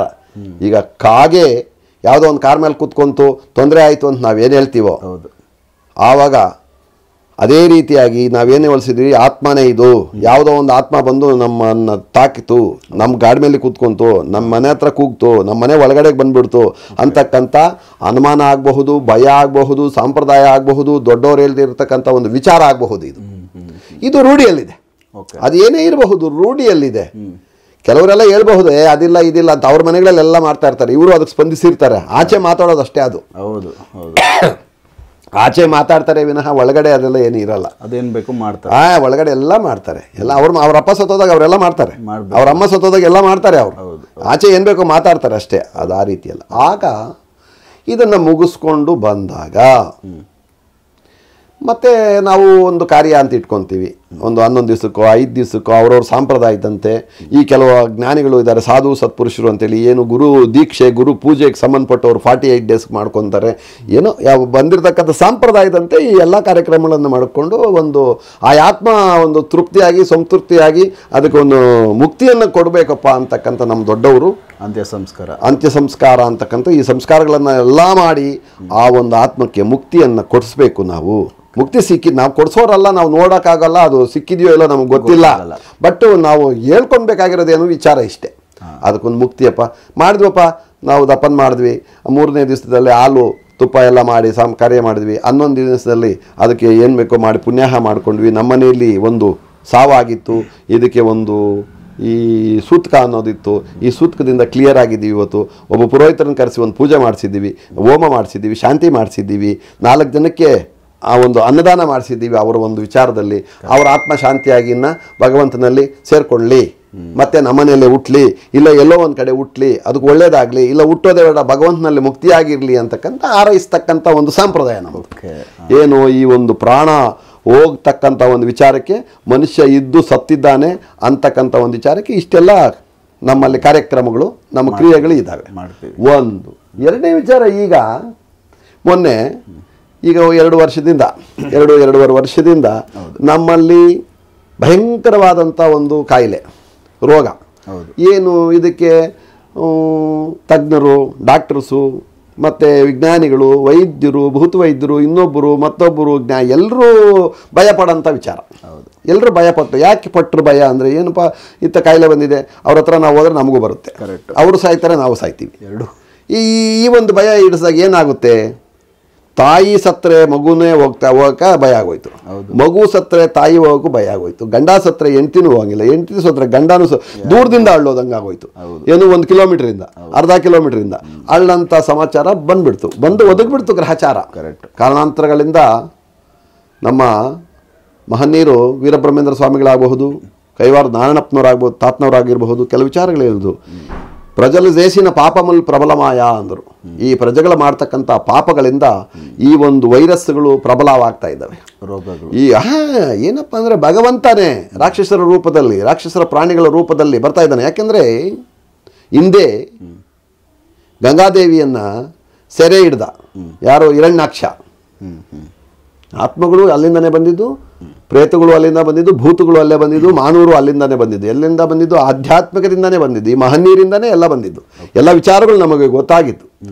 ಏನು ಹೇಳಿದ ಅವನು, ಏನು ಮಾಡ್ದ, ಈ ಒಂದು ಭೂದೇವಿಯನ್ನು ಆಧ್ಯಾತ್ಮಿಕವಾಗಿ ಆ ತಾಯಿಯನ್ನು ಸೆರೆ ಹಿಡ್ದ ಅವನು ಹಿರಣ್ಯಾಕ್ಷ. ಆವಾಗ ಏನಾಯಿತು, ಮಹಾವಿಷ್ಣು ಅಂದಿಯಾಗ್ಬಿಟ್ಬೇಕಾಯ್ತು. ಮಹಾವಿಷ್ಣು ಪರಮಾತ್ಮ ನಾರಾಯಣ ಅಂದಿಯಾಗ್ಬಿಟ್ಟಿದಾಗ ಹುಟ್ಟಿದ ತಕ್ಷಣವೇ ಎಲ್ಲ ಆಕ್ಟಿವಿಟೀಸು ಮಾಡೋಕ್ಕಾಗಿಲ್ಲ, ಎಲ್ಲ ಕಾರ್ಯಕ್ರಮಗಳು ಮುಗಿದಿಲ್ಲ. ಅಯ್ಯಪ್ಪನಿಗೆ ಊಟ ಬೇಕಲ್ಲ, ಅಂದಿ ಏನು ತಿನ್ನೋದು? ಹೊಲಸನ್ನು ಅಯ್ಯಪ್ಪನ ತಿನ್ಬೇಕಾಯ್ತು. ಯಾರಿಗೋಸ್ಕರ? ನಮಗೋಸ್ಕರ. ಗಂಗೆಯನ್ನು ಇಟ್ಕೊಂಡು ಹೋಗ್ಬಿಟ್ರೆ ನಮಗೆ ನೀರಿಲ್ವಲ್ಲ, ನೀರಿಲ್ಲ ಅಂದರೆ ಈ ಸೃಷ್ಟಿ ಇರಲ್ವಲ್ಲ, ಈ ಮಾನವರು ಯಾರು ಉಳಿಯಲ್ವಲ್ಲ. ಅವಾಗ ಈ ಏನೂ ಉಳಿಯಲ್ಲ, ಈ ಒಂದು ಚರಾಚರವೇ ಉಳಿಯಲ್ಲ. ಯಾವ ಪಕ್ಷಿ ಪ್ರಾಣಿ, ಈ ವನಚರ ಜಲಚರ ಮಾನವಚರ ಯಾವ ಚರಾಚರಗಳು ಇರಲ್ಲ. ಅವಾಗ ನಮಗೋಸ್ಕರ ಏನು ಮಾಡ್ದ ಅಯ್ಯಪ್ಪ? ಅಂದಿಯಾಗುಟ್ಟಿ ಹೊಲಸನ್ನು ತಿಂದ. ಹೊಲಸ ತಿಂದು ಅದು ಯುದ್ಧ ಮಾಡಿ ಅವನ್ನ ಸಾಯಿಸ್ದ. ಯಾರನ್ನ? ಆ ಹಿರಣ್ಯಾಕ್ಷ. ಆ ರೀತಿಯಾಗಿ ಮತ್ತೆ ಏನು ಮಾಡ್ದ, ಈ ಪ್ರಹ್ಲಾದನಾಗಿ ಹುಡ್ದ, ಮತ್ತೆ ಈ ರಾಕ್ಷಸನಾಗಿ ಹುಟ್ಟಬೇಕಾಯ್ತು, ಈಗ ಸಿಂಹ ಆಗಿ ಹುಟ್ಟಬೇಕಾಯ್ತು. ಕರೆಕ್ಟ್. ಅದೇ ರೀತಿಯಾಗಿ ನಮ್ಮ ಒಂದು ಉದ್ಧಾರಕ್ಕೋಸ್ಕರ ಅಯ್ಯಪ್ಪ ಇಷ್ಟೆಲ್ಲ ಎತ್ತಬೇಕಾಯ್ತು. ಈಗೇನಾಗಿದೆ, ಇವತ್ತಿನ ವಿಡಿಯೋಗಳು, ಇವತ್ತಿನ ಮೀಡಿಯಾಗಳು, ಇವತ್ತಿನ ಒಂದು ಈ ಪ್ರಭಾವಗಳು, ಇವತ್ತು ಹೆಣ್ಣುಮಕ್ಕಳಿಗೆ ಬಟ್ಟೆ ಇಲ್ಲದಂಥ ಒಂದು ನಗ್ನವಾದಂಥ ಚಿತ್ರಗಳು, ಯಾರಿಗೂ ಬುದ್ಧಿ ಜ್ಞಾನ ಇಲ್ಲದೆ ನೋಡ್ತಾರೆ ಈಗ. ಆವಾಗ ಏನಾಯಿತು, ಪಾಪ ಪ್ರಬಲವಾಯಿತು. ಇವಾಗ ಅದನ್ನೇ ಹೇಳಿದವರು, ಪ್ರಜಲು ದೇಶಿನ ಪಾಪಮಲ್ ಪ್ರಬಲಮಾಯ ಅಂದರು. ಓಕೆ. ಈ ನಾವು ಪ್ರಜೆಗಳು ನಾವು ಮಾಡ್ತಕ್ಕಂಥ ಬರೀ ಪಾಪಗಳಿಂದ ಪ್ರಬಲವಾಗ್ಬಿಡ್ತೈತೆ, ಬೇರೆ ಬೇರೆ ತೊಂದರೆ ತಾಪತ್ರಯಗಳು ಅಂತ ಬರೆದಿದ್ದಾರೆ ಅವರು. ಯಾರೋ ಬ್ರಹ್ಮಯ್ಯನವರಾಗಬಹುದು, ತಾತನವ್ರಾಗಬಹುದು, ಬರೆದಿದ್ದಾರೆ ಅವರು. ನೀವು ಮಾಡ್ಕೊಳ್ತಕ್ಕಂಥ ಪಾಪಗಳಿಗೆ ಬೇರೆ ಬೇರೆ ನಿಮ್ಮನ್ನು ಕಂಟ್ರೋಲ್ ಮಾಡಬೇಕಾದ್ರೆ ಪ್ರಬಲವಾದಂಥ ಶಕ್ತಿಗಳು ಹುಟ್ಟಿ ಬರ್ತಾವೆ ಅಂತ ಬರೆದ್ರು. ಈ ಪ್ರಬಲವಾದಂಥ ಶಕ್ತಿಗಳು ಈ ಕೆಮಿಕಲ್, ಈ ಬ್ಯಾಕ್ಟೀರಿಯಾಸೇ ಇರಬಹುದು, ಈ ಹುಳುಗಳೇ ಇರಬಹುದು, ಈ ಕರೋನಾ ಇರಬಹುದು. ನಾವು ಅಂದ್ರೆ ಈಗ ಸಮಾಜ ಇಷ್ಟೊಂದು ಹದಗೆಟ್ಟಿರೋದು ತಗೊಬೇಕಂದ್ರೆ ಇದು ಕರೋನಾ ತುಂಬಾ ಪಾಠ ಕಲಿಸಿದೆ. ಬೇಕಾದಷ್ಟು ಅದು ಭಯ ಇದೆ. ಅದರಿಂದ ಒಂದು ಭಯನೂ ಹುಟ್ಟಿದೆ.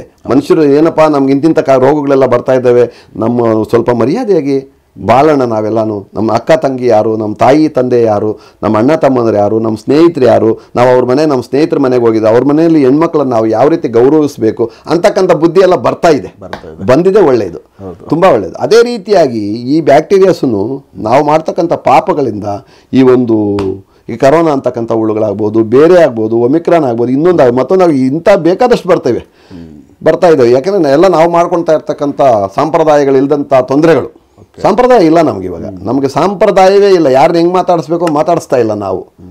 ನಮ್ಮ ಕಲ್ಚರ್ ಚೆನ್ನಾಗಿಲ್ಲ, ನಮ್ಮ ಬಟ್ಟೆ ಬರೆ ಚೆನ್ನಾಗಿಲ್ಲ, ನಮ್ಮ ಡ್ರೆಸ್ಸಸ್ ಚೆನ್ನಾಗಿಲ್ಲ. ಇದರಿಂದ ಎಲ್ರಿಗೂ ಕಣ್ಣು ಎಲ್ಲ ಕಡೆ ಹೋಗುತ್ತೆ. ಎಲ್ಲ ಕಡೆ ಹೋದಾಗ ಪಾಪ ಮಾಡ್ತಾ ಇದ್ದೀವ, ಒಳ್ಳೇದು ಮಾಡ್ತಾ ಇದ್ವಿ, ಕೆಟ್ಟದ್ದು ಮಾಡ್ತಾವಂತ ಅರಿವಾಗ್ತಾ ಇಲ್ಲ ನಮಗೆ. ನಾವು ಉದ್ರೇಕವಾಗ್ತಾ ಇದ್ದೀವಿ, ಹುಚ್ಚರಾಗ್ತಾ ಇದ್ದೀವಿ. ಮಾನವರು ಇಷ್ಟೊಂದು ಸಾಂಪ್ರದಾಯವಾದಂಥ ವಿಚಾರದಲ್ಲಿ ಹುಟ್ಟಿ ಹುಚ್ಚರಾಗ್ತಾ ಇದ್ದೀವಿ. ಹುಚ್ಚರು ಮಾಡೋ ಕೆಲಸಗಳೇ ಅವೆಲ್ಲನೂ. ಆ ಹುಚ್ಚತನಕ್ಕೆ ಭಗವಂತ ಕಡಿವಾಣ ಇದು. ಈ ಕಡಿವಾಣ ಆಗ್ತಾ ತೊಂದರೆಗಳಾಗ್ತಾ ಇದೆ. ಬೇಕಾದಷ್ಟು ಆರ್ಥಿಕವಾದಂಥ ತೊಂದರೆ, ತಾಪತ್ರಯಗಳು, ಎಲ್ರಿಗೂ ಒಂದು ಕೆಟ್ಟ ಹೆಸರು, ಎಲ್ರಿಗೂ ತೊಂದರೆ. ಈಗ ಡಿಪಾರ್ಟ್ಮೆಂಟ್ಗಳಿಗೆ ತೊಂದರೆ, ಎಲ್ಲ ಡಿಪಾರ್ಟ್ಮೆಂಟ್ಗೂ ತೊಂದರೆ, ರಾಜಾದಿರಾಜರಿಗೆಲ್ಲ ತೊಂದರೆ. ಯಾಕೆಂದರೆ ನಮ್ಮನ್ನು ಕಂಟ್ರೋಲ್ ಮಾಡಿಲ್ಲೋ ಅಂತಾರೆ. ಇವ್ರು ಮಾಡಿರೋ ಪಾಪಗಳನ್ನ ಅವ್ರು ಏನು ಮಾಡೋದು? ಇವರೆಲ್ಲ ಮಾಡಿರೋ, ನಾವೆಲ್ಲ ಸೇರಿ ಮಾಡಿರೋ ಪಾಪಗಳಿಗೆ ಪರಮಾತ್ಮನು ತಗೊತಾ ಇದ್ದಾನೆ ರಿವೆಂಜ್. ಹೌದು. ಆದ್ದರಿಂದ ಇಂಥ ಕಾಯಿಲೆಗಳೆಲ್ಲ ಬಂದು ಹಿಂಗೆಲ್ಲ ರಾಮಾಯಣ ಆಗ್ತಾ ಇರೋದು. ಆದರೆ ಆಗೋದಾಯಿತು ಸರಿನೇ. ಈಗ ಇಷ್ಟೊಂದು ಸಾಂಪ್ರದಾಯವಾಗಿ ನಾವು ಈ ಒಂದೇ ಒಂದು ಆತ್ಮಕ್ಕೆ, ಒಂದೇ ಒಂದು ಪ್ರಾಣಿಗೆ, ಒಬ್ಬ ಮನುಷ್ಯನಿಗೆ ಇಷ್ಟು ಸಂಪ್ರದಾಯ ಮಾಡಿದ್ವಿ. ಹೌದು. ಈಗ ಭಯ ಇಡಿಸ್ಬಿಟ್ರು. ಆತ್ಮ ಆ ದೇಹನ, ಈ ಹೆಣನ ತಗೊಂಡೋಗಿ ನಾವು ಈ ರೀತಿ ಮಾಡಂಗಿಲ್ಲಪ್ಪ, ಅದರಿಂದ ನಮಗೆ ಕಾಯಿಲೆ ಬಿಟ್ಟಿಲ್ಲ, ಭಯ ಇತ್ತು. ಕಾಯಿಲೆ ನಮಗೂ ಬರುತ್ತೆ ಅಂತ ಭಯ ಇಡಿಸ್ಬಿಟ್ರಲ್ವ. ಈಗ ಭಯಕ್ಕೋಸ್ಕರ ಏನು ಮಾಡಿದ್ರು, ಎಲ್ಲನವ್ರನ್ನ ಅಲ್ಲೇ ಯಾವ್ಯಾವ ರೀತಿ ಇದ್ರು ಅದೇ ರೀತಿನಲ್ಲಿ ಮುಚ್ಚಾಕ್ಬಿಟ್ರು, ಸುಟ್ಟಾಕ್ಬಿಟ್ರು, ಬಿಸಾಕ್ಬಿಟ್ರು. ನೀರುಗಳಲ್ಲಿ ಬಿಸಾಕಿದ್ದಾರೆ. ಎಷ್ಟೋ ಜನ ಸುಟ್ಟಾಕ್ಬಿಟ್ಟಿದ್ದಾರೆ, ಎಷ್ಟೋ ಜನ ಊತಾಕ್ಬಿಟ್ಟಿದ್ದಾರೆ. ಅವು ಯಾವುದಕ್ಕೂ ಇವತ್ತಿನ ವಿಚಾರದಲ್ಲಿ ಈ 2 ವರ್ಷದಲ್ಲಿ ಎಷ್ಟು ಲಕ್ಷಾಂತರ ಆತ್ಮಗಳು ಮನುಷ್ಯರು ಸತ್ತಿದ್ದಾರೋ, ಇವರು ಯಾವ ಒಂದು ಆತ್ಮಕ್ಕೂ ಮುಕ್ತಿ ಇಲ್ಲ. ಇವು ಏನು ಮಾಡ್ತಾ ಇದ್ದಾವೆ ಅಂದರೆ ಪಿಚಾಚಿಗಳಾಗಿ ಓಡಾಡ್ತಾ ಇದ್ದಾವೆ. ಇವಾಗ ಅಂತರ ಪಿಚಾಚಿಗಳು ಅಂತ ಹೇಳ್ತಾರೆ ಇವಿಗೆ. ಯಾಕೆಂದರೆ ಸಂಪ್ರದಾಯ ಇಲ್ಲ, ಪೂಜೆ ಇಲ್ಲ, ಏನೇನೂ ಇಲ್ವಲ್ಲ. ಅವು ಆಸೆ ತೀರಲ್ಲ. ಇದು ಯಾಕೆ ಮಾಡ್ತೀವಿ ಅಂದರೆ, ನಾವು 3 ದಿನದ ಹಾಲಾಗಲಿ, 11 ದಿವಸದ ತಿಥಿ ಆಗಲಿ, ಇದೆಲ್ಲ ನಾವು ಯಾಕೆ ಮಾಡ್ತಾ ಇದ್ದೀವಿ ಅಂದರೆ, ಈ ಆತ್ಮ ಇಷ್ಟು ದಿವಸ ಈ ಊರಲ್ಲಿ ಈ ಮನುಷ್ಯರ ಜೊತೆ, ಈ ಸಂಸಾರದ ಜೊತೆ ಹೊಂದ್ಕೊಂಡಿದ್ದಂಥ ಇದಕ್ಕೆ ಆಸೆ ಆಕಾಂಕ್ಷೆಗಳು ಬೇಕಾದಷ್ಟಿದೆ. ಈ ಬೇಕಾದಷ್ಟು ಆಕಾಂಕ್ಷೆಗಳು ಇರೋದ್ರಿಂದ ಇದು ಹೋಗಲ್ಲ ನಮ್ಮನ್ನು ಬಿಟ್ಟು.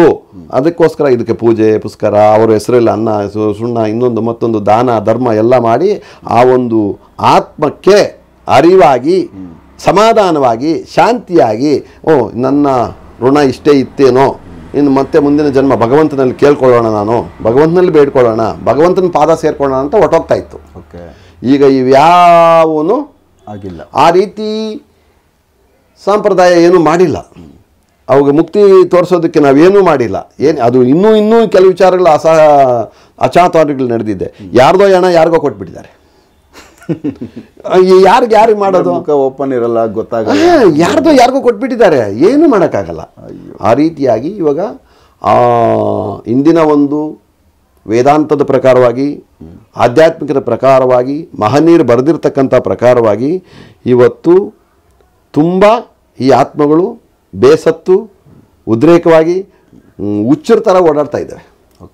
ಅಂದರೆ ಅದು ಮನುಷ್ಯರಿಗೆ ಯಾವ ಥರ ತೊಂದರೆಗಳಾಗುತ್ತೆ ಸರ್? ಮನುಷ್ಯರಿಗೆ ಈಗ ನಾನು ಆವಾಗಲೇ ಹೇಳಿದ್ನಲ್ಲ, ಮನುಷ್ಯರ ಮೇಲೆ ಬರಬೇಕಾದ್ರೆ ಅವು ಈಗ 10 ಜನ ತೀರ್ಕೊಂಡಿದ್ದಾರೆ, 10 ಆತ್ಮಗಳಿದ್ದಾವೆ. 10 ಆತ್ಮಗಳಲ್ಲಿ 2 ಒಳ್ಳೆಯ ಗುಣ ಹೊಂದಿರಬಹುದು, ಇನ್ನೊಂದು 2 ಕೋಪವಾದಂಥ ಗುಣ ಹೊಂದಿರಬಹುದು, ಇನ್ನೊಂದು 2 ಭಯಂಕರವಾದಂಥ ಆಸೆ ಇರಬಹುದು, ಇನ್ನೊಂದು 2 ವಿಚಿತ್ರವಾದಂಥ ವರ್ತನೆ, ವಿಚಿತ್ರವಾದಂಥ ವರ್ತನೆ, ಇನ್ನೊಂದು 2 ಪರ್ಕಿಗಳು. ಈ ಪರ್ಕಿಗಳು ತಿರೋಗಿರ್ತಾರೆ. ಅವ್ರಿಗೇನು ಯಾರ್ದೋ ಒಡವೆ, ಏನೇ ವಸ್ತು, ಯಾರದೇ ಹೆಣ್ಣು, ಏನು ಗೊತ್ತಾಗಲ್ಲ ಅವ್ರಿಗೆ. ಆ ಥರ ಬದುಕಿದ್ದಾಗೆ ನಡ್ಕೊತಾ ಇರ್ತಾರೆ. ಈಗ ಈ ರೀತಿಯಾಗಿ ಈ ಹೆಣಗಳಾಗಿ ಆತ್ಮಗಳಾಗಿ ಓಡಾಡ್ತಾ ಇದ್ದಾವಂದರೆ ಮಾನವರಿಗೆ ನಾನಾ ರೀತಿಯಾದಂಥ ತೊಂದರೆ ತಾಪತ್ರಯಗಳನ್ನು ಕೊಡುತ್ತೆ. ನಾನಾ ರೀತಿಯಾದಂಥ ತೊಂದರೆ ತಾಪತ್ರಯಗಳನ್ನು ಕೊಟ್ಟೇ ಕೊಡುತ್ತೇವೆ. ಈಗ ನಾವು ಅದಕ್ಕೋಸ್ಕರವಾಗಿ ಪರಿಹಾರ ಏನಪ್ಪ ಅಂದರೆ ಭೂತವೈದ್ಯರಾಗಬಹುದು, ಇಲ್ಲ ದೇವಾಲಯಗಳಲ್ಲಿ ಇದಕ್ಕೆ ಪವರ್ಫುಲ್ ದೇವರು ಆಂಜನೇಯ ಸ್ವಾಮಿ ಆಗಬಹುದು, ಅಯ್ಯಪ್ಪನ ಮೊರೆ, ಅಯ್ಯಪ್ಪನ ಧ್ಯಾನ, ಅಯ್ಯಪ್ಪನ ಪೂಜೆ, ಮನೆಯಲ್ಲಿ ದೀಪ ಹಚ್ಚಿದಾಗ ಅಯ್ಯಪ್ಪನ ನೆನೆಸ್ಕೊಂಡು ಪರಮಾತ್ಮ ಕಾಪಾಡಪ್ಪ, ಈ ಒಂದು ನೆಗೆಟಿವ್ ಎನರ್ಜಿ ಅಂತಕ್ಕಂಥದ್ದು, ಈ ಒಂದು ದೆವ್ಗಳ ಪೀಡೆ ಪಿಚಾಚಿಗಳ ಕಾಟ ಅಂತಕ್ಕಂಥದ್ದು ನಮ್ಮ ಎಲ್ಲಿನೂ ನಮ್ಮ ಕಾಂಪೌಂಡಲ್ಲಿ ಸುಳಿದೇ ಇರಲಿಪ್ಪ ಕಾಪಾಡಪ್ಪ ಅಂತಕ್ಕಂಥದ್ದು ಆತನ ಮೊರೆ ಹೋಗಿ ಆತನಿಗೊಂದು ಕಡ್ಡಿ ಹಚ್ಚಿ ಒಂದು ದೀಪ ಹಚ್ಚಿ ಮನೆಯಲ್ಲಿ ಆತನನ್ನು ನೆನೆಸ್ಕೊಂಡು ಇರೋದ್ರಿಂದ ಸ್ವಲ್ಪ ಏನೋ ನಮಗೆ ಪರಿಹಾರ ಸಿಗಬಹುದು. ಕೆಲವು ವಿಚಾರಗಳಲ್ಲಿ ನಮ್ಮ ಮನೆಯಲ್ಲೇ ಒಂದು ಚಿಕ್ಕ ಏಜು ಆಗೋಯ್ತು, ಏನು ಕರೋನಾ ಬಂದ್ಬಿಡ್ತು, ಇಲ್ಲ ಬಂದಿತ್ತೋ ಬಂದಿಲ್ವೋ ಹೋಗ್ಬಿಟ್ಟ, ಅದು ಬೈಕ್ಗೆ ಹಾಸ್ಪಿಟ್ಲಿಂದ ಮನೆಗೆ ತರಲಿಲ್ಲ ನಾವು, ಅಲ್ಲಿಂದ ಅಲ್ಲೇ ಏನೋ ಮಾಡಿಬಿಟ್ವಿ, ಆ ಆತ್ಮ ಸೀದಾ ನಮ್ಮ ಮನೆ ಹತ್ರನೇ ಬರ್ತದೆ, ಎಲ್ಲಿ ಹೋಗಲ್ಲ, ಸಾಧ್ಯನೇ ಇಲ್ಲ, ಎಲ್ಲಿ ಹೋಗಲ್ಲ. ಅದು ತಕ್ಷಣ ಅವನು ಯಾರನ್ನ ಮುಚ್ಕೊಳ್ಳಿ, ಯಾರನ್ನ ಸುಟ್ಕೊಳ್ಳಿ, ಎಲ್ಲನ ಬಿಸಾಕೊಳ್ಳಿ, ಅದು ಬೇಕಾಗಿಲ್ಲ, ದೇಹಕ್ಕೂ ಅದಕ್ಕೆ ಸಂಬಂಧ ಇಲ್ಲ. ತಕ್ಷಣ ಈ ಆತ್ಮಕ್ಕೂ ಈ ಮಮಕಾರಕ್ಕೂ ಈ ಇವನಿದ್ದಂಥ ಪ್ಲೇಸ್ಗೂ ಇವನ ಆಸ್ತಿಗೂ ಇವನ ಹೆಂಡತಿಗೂ ಇವನ ಮಕ್ಕಳಿಗೆ ಸಂಬಂಧವಾಗಿ ಇರ್ತಾನೆ. ಅವನು ಸೀದಾ ಬಂದ್ಬಿಡ್ತಾನೆ. ಇವನು ಈ ಮನೆಯಲ್ಲೇ ಯಾರ ಮೇಲೂ ಇರ್ತಾನೆ, ಇಲ್ಲೇ ಕೂತಿರ್ತಾನೆ, ಯಾವಾಗಲೂ ಅವನ ಮನೆ ಹತ್ರನೇ ಇರ್ತಾನೆ. ಅವನು ಆ ಮಕ್ಕಳ ಮೇಲೆ, ಅವನ ಸ್ವಂತ ಮಕ್ಕಳಿದ್ರೆ ಅವನ ಮಕ್ಕಳ ಮೇಲೆ ಬರ್ತಾನೆ. ಆ ಚೆಹರೆಗಳು ಗೊತ್ತಾಗ್ತವೆ. ಇದ್ದಕ್ಕಿದ್ದಂಗೆ ಮಕ್ಕಳು ಏನೋ ತಲೆನೋವು, ವರ್ತನೆಗಳು ಚೇಂಜ್, ತಲೆನೋವು ಬಂದ್ಬಿಡ್ತೈತೆ, ಕಣ್ಣಲ್ಲಿ ಆದಷ್ಟು ಕದೆ ನೀರು ಬಂದ್ಬಿಡ್ತೈತೆ, ಅಳ್ತಾ ಇರ್ತವೆ, ಸ್ಕೂಲ್ಗೆ ಹೋಗ್ಬೇಕು ಸರಿಯಾಗಿ ಹೋಗಲ್ಲ. ಆವಾಗ ಏನಪ್ಪ ಅಂದರೆ ಅದರ ಒಂದು ಸೋಂಕು ಇದಕ್ಕೆ ಈ ಮಕ್ಕಳಿಗೆ ತಟ್ಟಿದೆ, ಹೆಂಡ್ತಿಗೆ ತಟ್ಟಿದೆ, ತಾಯಿಗೆ ತಟ್ಟಿದೆ, ಮನೆ ಹತ್ರ ಇದ್ದಾನೆ ಅಂತ ಅರ್ಥ. ಅದು ಆ ಒಂದು ಸೂಚನೆ ಗೊತ್ತಾದ ತಕ್ಷಣ ಇವರು ಪವರ್ಫುಲ್ ಶಕ್ತಿ ಇರ್ತಕ್ಕಂಥ, ಈಗ ಸಿಗಂದೂರ ಅಮ್ಮ ಇರಬಹುದು, ಚಾಮುಂಡೇಶ್ವರಿ ಇರಬಹುದು, ಆಂಜನೇಯ ಸ್ವಾಮಿ ಇರಬಹುದು ಅಂತ ಕಡೆ ಹೋಗಿ ಒಂದು ಪೂಜೆ ಸಲ್ಲಿಸಿ, ಅಲ್ಲಿಂದ ನಾವು ತಂದು ಇಲ್ಲಿ ಏನು ಸೇಫ್ಟಿ ಮಾಡ್ಕೊಳಕ್ಕಾಗಲ್ಲ, ಅಲ್ಲೊಂದು ಪೂಜೆ ಸಲ್ಲಿಸಿದರೆ ಒಂದು ಕಡಿಮೆ ಆಗುತ್ತೆ, ಆ ಉಪಟಳ ಕಡಿಮೆ ಆಗುತ್ತೆ. ಆವಾಗ ಭೂತವೈದ್ಯರನ್ನ ಕಾಂಟ್ಯಾಕ್ಟ್ ಮಾಡಬೇಕು. ಭೂತವೈದ್ಯರನ್ನ ಕಾಂಟ್ಯಾಕ್ಟ್ ಮಾಡಿ ಅದಕ್ಕೆ ಏನೋ ಒಂದು ಅವ್ರಿಗೆ ಗೊತ್ತಿರುತ್ತೆ ರೆಮಿಡಿ, ಅವ್ರು ಏನು ಮಾಡಿಕೊಡ್ತಾರೋ ಅದನ್ನು ತಂದು ಮನೇಲಿ ಇಟ್ಕೊಂಡು ಸೇಫ್ಟಿ ಮಾಡ್ಕೋಬೇಕು. ಇಲ್ಲ ಅಂದರೆ ತರ್ಪಣ ಅಂತ ಮಾಡೋದು. ಮತ್ತು ಅವರ ಹೆಸರಲ್ಲಿ ಒಂದು ಊಟ ತಿಂಡಿ ಮಾಡಿ, ಒಂದು ಗೋವುಗಾದರೂ ಇಲ್ಲ ಮನೆ ಮೇಲಾದರೂ ಕಾಗೆಗಳಿಗಾದರೂ ಒಂದು ಅನ್ನಸಂತರ್ಪಣೆ ಒಂದು ಎಡೆ ರೂಪದಲ್ಲಿ ಕೊಡಬೇಕು. ಕೊಟ್ಟಾಗ ಅದು ಆತ್ಮ ತೃಪ್ತಿ ಆಗ್ತೈತಿ. ಸೊ ಆವಾಗ ಅದ್ರ ತೊಂದರೆಗಳು ಕಮ್ಮಿ ಆಗುತ್ತೆ. ಇಲ್ಲ ಅದು ತೃಪ್ತಿ ಆಯ್ತಂದ್ರೆ ಅದ್ರ ತೊಂದರೆ ನಮಗೇನು ಇರಲ್ಲ, ನಮಗೇನು ಇರಲ್ಲ, ಆತ ತೊಂದರೆ ಇರಲ್ಲ ನಮಗೆ. ನಾವು ಏನಪ್ಪ ಅದೇ ಪಿಂಡ ಪ್ರದಾನ ಅಂತ ಹೇಳ್ತೀವಿ, ಪಿಂಡ ಪ್ರದಾನ ಅಂತ ಹೇಳ್ತೀವಿ. ಏನು ಗೊತ್ತೇ ಇಲ್ದಿರೋ ಪುರೋಹಿತರನ್ನು ಕರ್ಕೊಂಡೋಗಿ ಮಾಡಿಸ್ಕೋಬಹುದು. ಗೊತ್ತಿರೋರು ಅವರು ಆ ಒಂದು ಭಾವಚಿತ್ರಕ್ಕೆ ಪೂಜೆ ಪುಸ್ಕಾರ ಮಾಡಿ ಒಂದು ಹೂವು ಹಾಕಿ ನಮಸ್ಕಾರ ಮಾಡಿ ಮತ್ತೆ ಎಡೆ ಮಾಡಿ ತಗೊಂಡು ನಮ್ಮನೆ ಮೇಲೇ ಇಟ್ಕೋಬಹುದು. ಇಲ್ಲ ಒಂದು ಹಸುಗೆ ತಿನ್ನಿಸ್ಬಹುದು, ಇಲ್ಲ ಕಾಗೆಗಳಿಗೆ ಕೊಡಬಹುದು. ಈ ರೀತಿ ಎಲ್ಲ ಮಾಡ್ತಾ ಇದ್ರೆ ಏನಪ್ಪ ಅಂದರೆ ಅದರ ಒಂದು ಉಪಟಳ ಕಡಿಮೆ ಆಗುತ್ತೆ, ಅದರ ಆಸೆ ಆಕಾಂಕ್ಷೆಗಳು ಕಡಿಮೆ ಆಗುತ್ತೆ, ಅದು ಶಾಂತಿ ಆಗುತ್ತೆ. ಮೇನ್ ಶಾಂತಿ ಆಗುತ್ತೆ. ಮುಕ್ತಿ ಕೊಡಿಸೋದಕ್ಕೆ ನಮ್ಮ ಕೈಲಿ ಸಾಧ್ಯ ಇಲ್ಲ. ಇವತ್ತು ಮುಕ್ತಿ ಕೊಡಿಸ್ಬಿಟ್ರೆ ಮುಂದಿನ ವರ್ಷ ನಾವು ಪೂಜೆ ಮಾಡ್ಬೇಕಂತಂದು ಇರಲ್ಲ. ನಮಗೆ ಅದಕ್ಕೆ ಏನು ಸಾಕ್ಷಿ ಇಲ್ಲ. ಹೌದು, ಮುಕ್ತಿ ಸಿಕ್ಕಿದೆ ಅನ್ನೋದಕ್ಕೆ ನಮ್ಮಲ್ಲಿ ಸಾಕ್ಷಿ ಇಲ್ಲ. ಮನುಷ್ಯ ಸತ್ವದ ಎಲ್ಲಿಗೆ ಹೋದ ಅನ್ನೋದಕ್ಕೆ ನಮ್ಮಲ್ಲಿ ಸಾಕ್ಷಿ ಇಲ್ಲ. ಸದ್ಯಕ್ಕೆ ನಾವು ಇರೋ ತನಕ ಮಾಡ್ತಾವು. ಯಾಕೆಂದ್ರೆ ಏನ್ ಹೇಳ್ತಾರೆ ಅಂದ್ರೆ, ಇಲ್ಲಿ ಪಾಪ ಪುಣ್ಯಮಲನ್ನಿ ಪ್ರಾಣಿ ವಶಮಗಾನಿ ಬಂದಿಕೆ ಲೇಷ ಮಾತ್ರಂ ಲೇದು ಸುಮ್ಮಿ ಅಂದ್ರು ಮಹನೀರ್ ತಾತ್ನವ್ರು. ಹಂಗಂದ್ರೆ ಈ ಪಾಪ ಪುಣ್ಯ ನಾವು ಮಾಡ್ತಾ ಇರ್ತಕ್ಕಂಥ ಎಲ್ಲ ಆಕ್ಟಿವಿಟೀಸು ಈ ಆತ್ಮಕ್ಕೆ ಸಂಬಂಧಪಟ್ಟಿದ್ದು, ಪ್ರಾಣಕ್ಕೆ ಸಂಬಂಧಪಟ್ಟಿದ್ದೆ, ದೇಹಕ್ಕಲ್ಲ ಅಂದ್ಬಿಟ್ಟ ಅವನು.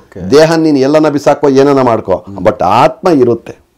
ಈ ಆತ್ಮಕ್ಕೆ ಮಾತ್ರ ನಾವು ಅದು ತೃಪ್ತಿ ಆಗೋದಕ್ಕೆ ಇಂದಿನ ಸಂಪ್ರದಾಯಗಳು ಏನೇನಿದ್ದಾವೋ ಇದನ್ನ ಕ್ರಿಯಾದಿಗಳನ್ನು ನಡೆಸ್ಕೊಂಡು ಹೋಗ್ಬೇಕು. ನಾವು ಇದು ನಡ್ಸ್ಕೊಂಡು ಹೋಗೋದೇ ಅದಕ್ಕೊಂದು ಶಾಂತಿ.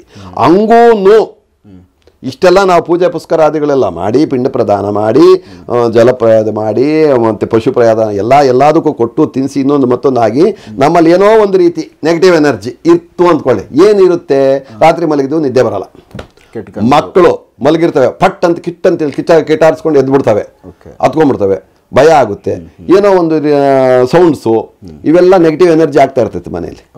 ಆವಾಗ ಪರ್ಫೆಕ್ಟಾಗಿ ವಿಚಾರ ತಿಳಿದಿರ್ತಕ್ಕಂಥ ಭೂತವೈದ್ಯರಲ್ಲಿ ಮಾತಾಡಬೇಕು. ಭೂತವೈದ್ಯರಲ್ಲಿ ವಿಚಾರ ತಿಳ್ಕೊಂಡು ಅದಕ್ಕೆ ಅವ್ರು ಸಂಬಂಧಪಟ್ಟದ್ದು ಏನೋ ಗೊತ್ತಿರುತ್ತೆ ಅವ್ರಿಗೆ, ಅವ್ರ ವಿದ್ಯೆಯಲ್ಲಿ ಏನೋ ಒಂದು ಇರುತ್ತೆ, ಅವ್ರು ಏನೋ ಒಂದು ಬಂದೋಬಸ್ತ್ ಮಾಡಿಕೊಟ್ಟಾಗ ಅದನ್ನು ತಂದು ಇಟ್ಕೊಂಡು ಅದನ್ನು ಪೂಜಾ ಪುಸ್ಕರಗಳಲ್ಲಿ ಇಟ್ಕೊಂಡು ಕಾಪಾಡ್ಕೋಬೇಕು. ಮತ್ತು ಈ ರೀತಿಯೂ ಮಾಡ್ತಾ ಇರಬೇಕು ಅವ್ರ ಹೆಸರಲ್ಲಿ. ಮಾಮೂಲಿ ಪಿಂಡ ಇಡೋದನ್ನು ಮಾತ್ರ ಮರಿಬಾರ್ದು. ಇದು ಮುಖ್ಯವಾದಂಥದ್ದು, ಪಿಂಡ ಇಡೋದು. ಅವ್ರ ಹೆಸರಲ್ಲಿ ನಾವು ಮೊದಲು ಇಡಬೇಕು, ಅದನ್ನು ತಗೊಂಡೋಗಿ ಒಂದು ಹಸುಗೆ ಕೊಡಬೇಕು.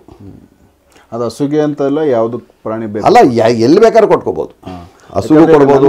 ಒಂದು ಡೌಟ್ ಬಂತು ಪಿಂಡ ಅಂದ ಕೂಡಲೇ. ಹೇಳಿ. ತುಂಬಾ ಜನ ಈಗ ಅಸ್ಥಿನ ಹೋಗಿ ನದಿಗೆ ಬಿಡ್ತಾರೆ, ಪಿಂಡನ ತಗೊಂಡೋಗಿ ಅಲ್ಲಿ ಏನೋ ಪೂಜೆ ಮಾಡಿ ಪಿಂಡ ಅರ್ಪಣೆ ಮಾಡ್ತಾರೆ ನದಿಗೆ. ಕೆಲವರು ಗುಣಿಗಳ ಹತ್ರನೇ ಇವಾಗ ಮಣ್ಣು ಮಾಡಿರೋ ಜಾಗದಲ್ಲೇ ಮಾಮೂಲಿ ತಿಥಿ ಟೈಮ್ಗಳಲ್ಲಿ ಅವ್ರಿಗೆ ಏನು ಇಷ್ಟವಾಗಿರುತ್ತೋ ಅದೆಲ್ಲ, ಅವ್ರು ಸಿಗರೇಟ್ ಸೇರಿದ್ರೆ ಎಣ್ಣೆ ಹೊಡಿತಾ ಇದ್ರೆ ಅವೆಲ್ಲ ತಗೊಂಡು ಪ್ರತಿಯೊಂದು ಅಲ್ಲಿ ಆ ಸಮಯದಲ್ಲಿ ಮಾಡ್ತಾರೆ. ಇಟ್ಟಾಗ ಈಗ ಅದಕ್ಕೆ ದೇಹ ಇದ್ರೇನೆ ಕಾಣೋ ಶಕ್ತಿ, ತಿನ್ನೋ ಶಕ್ತಿ ನಮಗೆ ಗೊತ್ತಾಗೋದು. ಆ ದೇಹ ಇಲ್ದಾಗ ಆತ್ಮ ಬಂದು ಹೋಗಿರಬಹುದು, ಬರ್ದೇನೂ ಹೋಗಿರಬಹುದು. ನಮ್ಮ ನಂಬಿಕೆ ಇರಬೇಕು, ನಮ್ಮ ನಂಬಿಕೆನೇ ಮೇಯ್ನ್ ಇದು. ಈಗ ಈ ಭೂಮಿನ ಯಾರು ಹೊತ್ಕೊಂಡಿದ್ದಾರೋ ನಮ್ಗೆ ಗೊತ್ತಿಲ್ಲ. ಈ ಭೂಮಿನ ಯಾರು ಹೊತ್ಕೊಂಡಿದ್ದಾರೆ ಅಂದರೆ ನಮ್ಗೆ ನಂಬಿಕೆ ಒಂದೇ, ಯಾರೋ ಹೊತ್ಕೊಂಡಿದ್ದಾರೆ.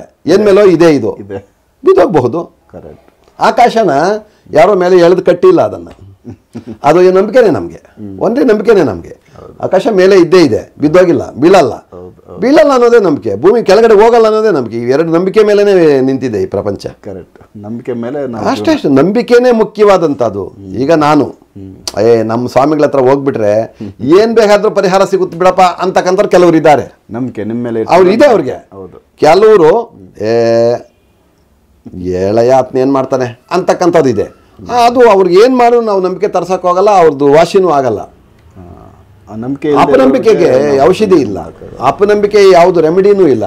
ಅಪನಂಬಿಕೆಗೆ ನಾವು ಏನು ಹೇಳಿದ್ರು ನಂಬಿಕೆ ಬರಲ್ಲ ಅವರಲ್ಲಿ, ಈ ಥರ ನಂಬಿಕೆ ಬರಲ್ಲ ಅದು. ಆದರೆ ಈಗ ಮುಖ್ಯವಾದಂಥ ವಿಚಾರ ನೀವು ಕೇಳಿದ್ದು, ಈ ಇಷ್ಟೊಂದು ಆತ್ಮಗಳು ಈ ರೀತಿ ಆಗಿದ್ದಾವೆ, ಇವಿಂದ ಏನೇನು ತೊಂದರೆ ಆಗಬಹುದು, ನಮಗೆ ಏನು ಮಾಡೋದು ಅಂತಕ್ಕಂಥ ಒಂದು ವಿಚಾರ. ಖಂಡಿತ ಇವು ತೊಂದರೆ ಅಂತೂ ಇದ್ದೇ ಇದೆ. ಇದ್ರದ್ದು ಈ ತೊಂದರೆ ಇದ್ದೇ ಇದೆ. ಅವ್ರವ್ರ ಸೇಫ್ಟಿಯಾಗಿ ಅವ್ರು ಇರಬೇಕು. ಅಂದರೆ ಇದು ಯಾರಿಗೆ ತೊಂದರೆ ಕೊಡುತ್ತೆ ಗೊತ್ತಾಗಲ್ಲ. ಅದು ಆಕಸ್ಮಿಕವಾಗಿ ಅಟ್ಯಾಚ್ಮೆಂಟ್ಸ್. ಇದು ಆಕಸ್ಮಿಕವಾಗಿ ಯಾವಾಗಲೂ ಭೂಮಿ ಮೇಲೆ ಓಡಾಡಲ್ಲ ಅವು ಆತ್ಮಗಳೇನಿದ್ರು ಪ್ರಕೃತಿಯಲ್ಲಿ ಇರ್ತಕ್ಕಂಥವು. ಗಾಳಿಯಲ್ಲೇ ಅದಕ್ಕೆ ಗಾಳಿ ಅಂತ ಕೂಡ ಒಂದು ಹೆಸರು ಹೇಳ್ತಾರೆ. ಗಾಳಿ ಹಿಡ್ಕೊಂಡದಪ್ಪ ಅಂತ ಕೂಡ ಹೇಳ್ತಾರೆ. ಗಾಳಿ ಚೇಷ್ಟೆ, ಗಾಳಿ ಹಿಡ್ಕೊಂಡಿದೆ ಅಂತ ಸಹಿತನೂ ಹೇಳ್ತಾರೆ.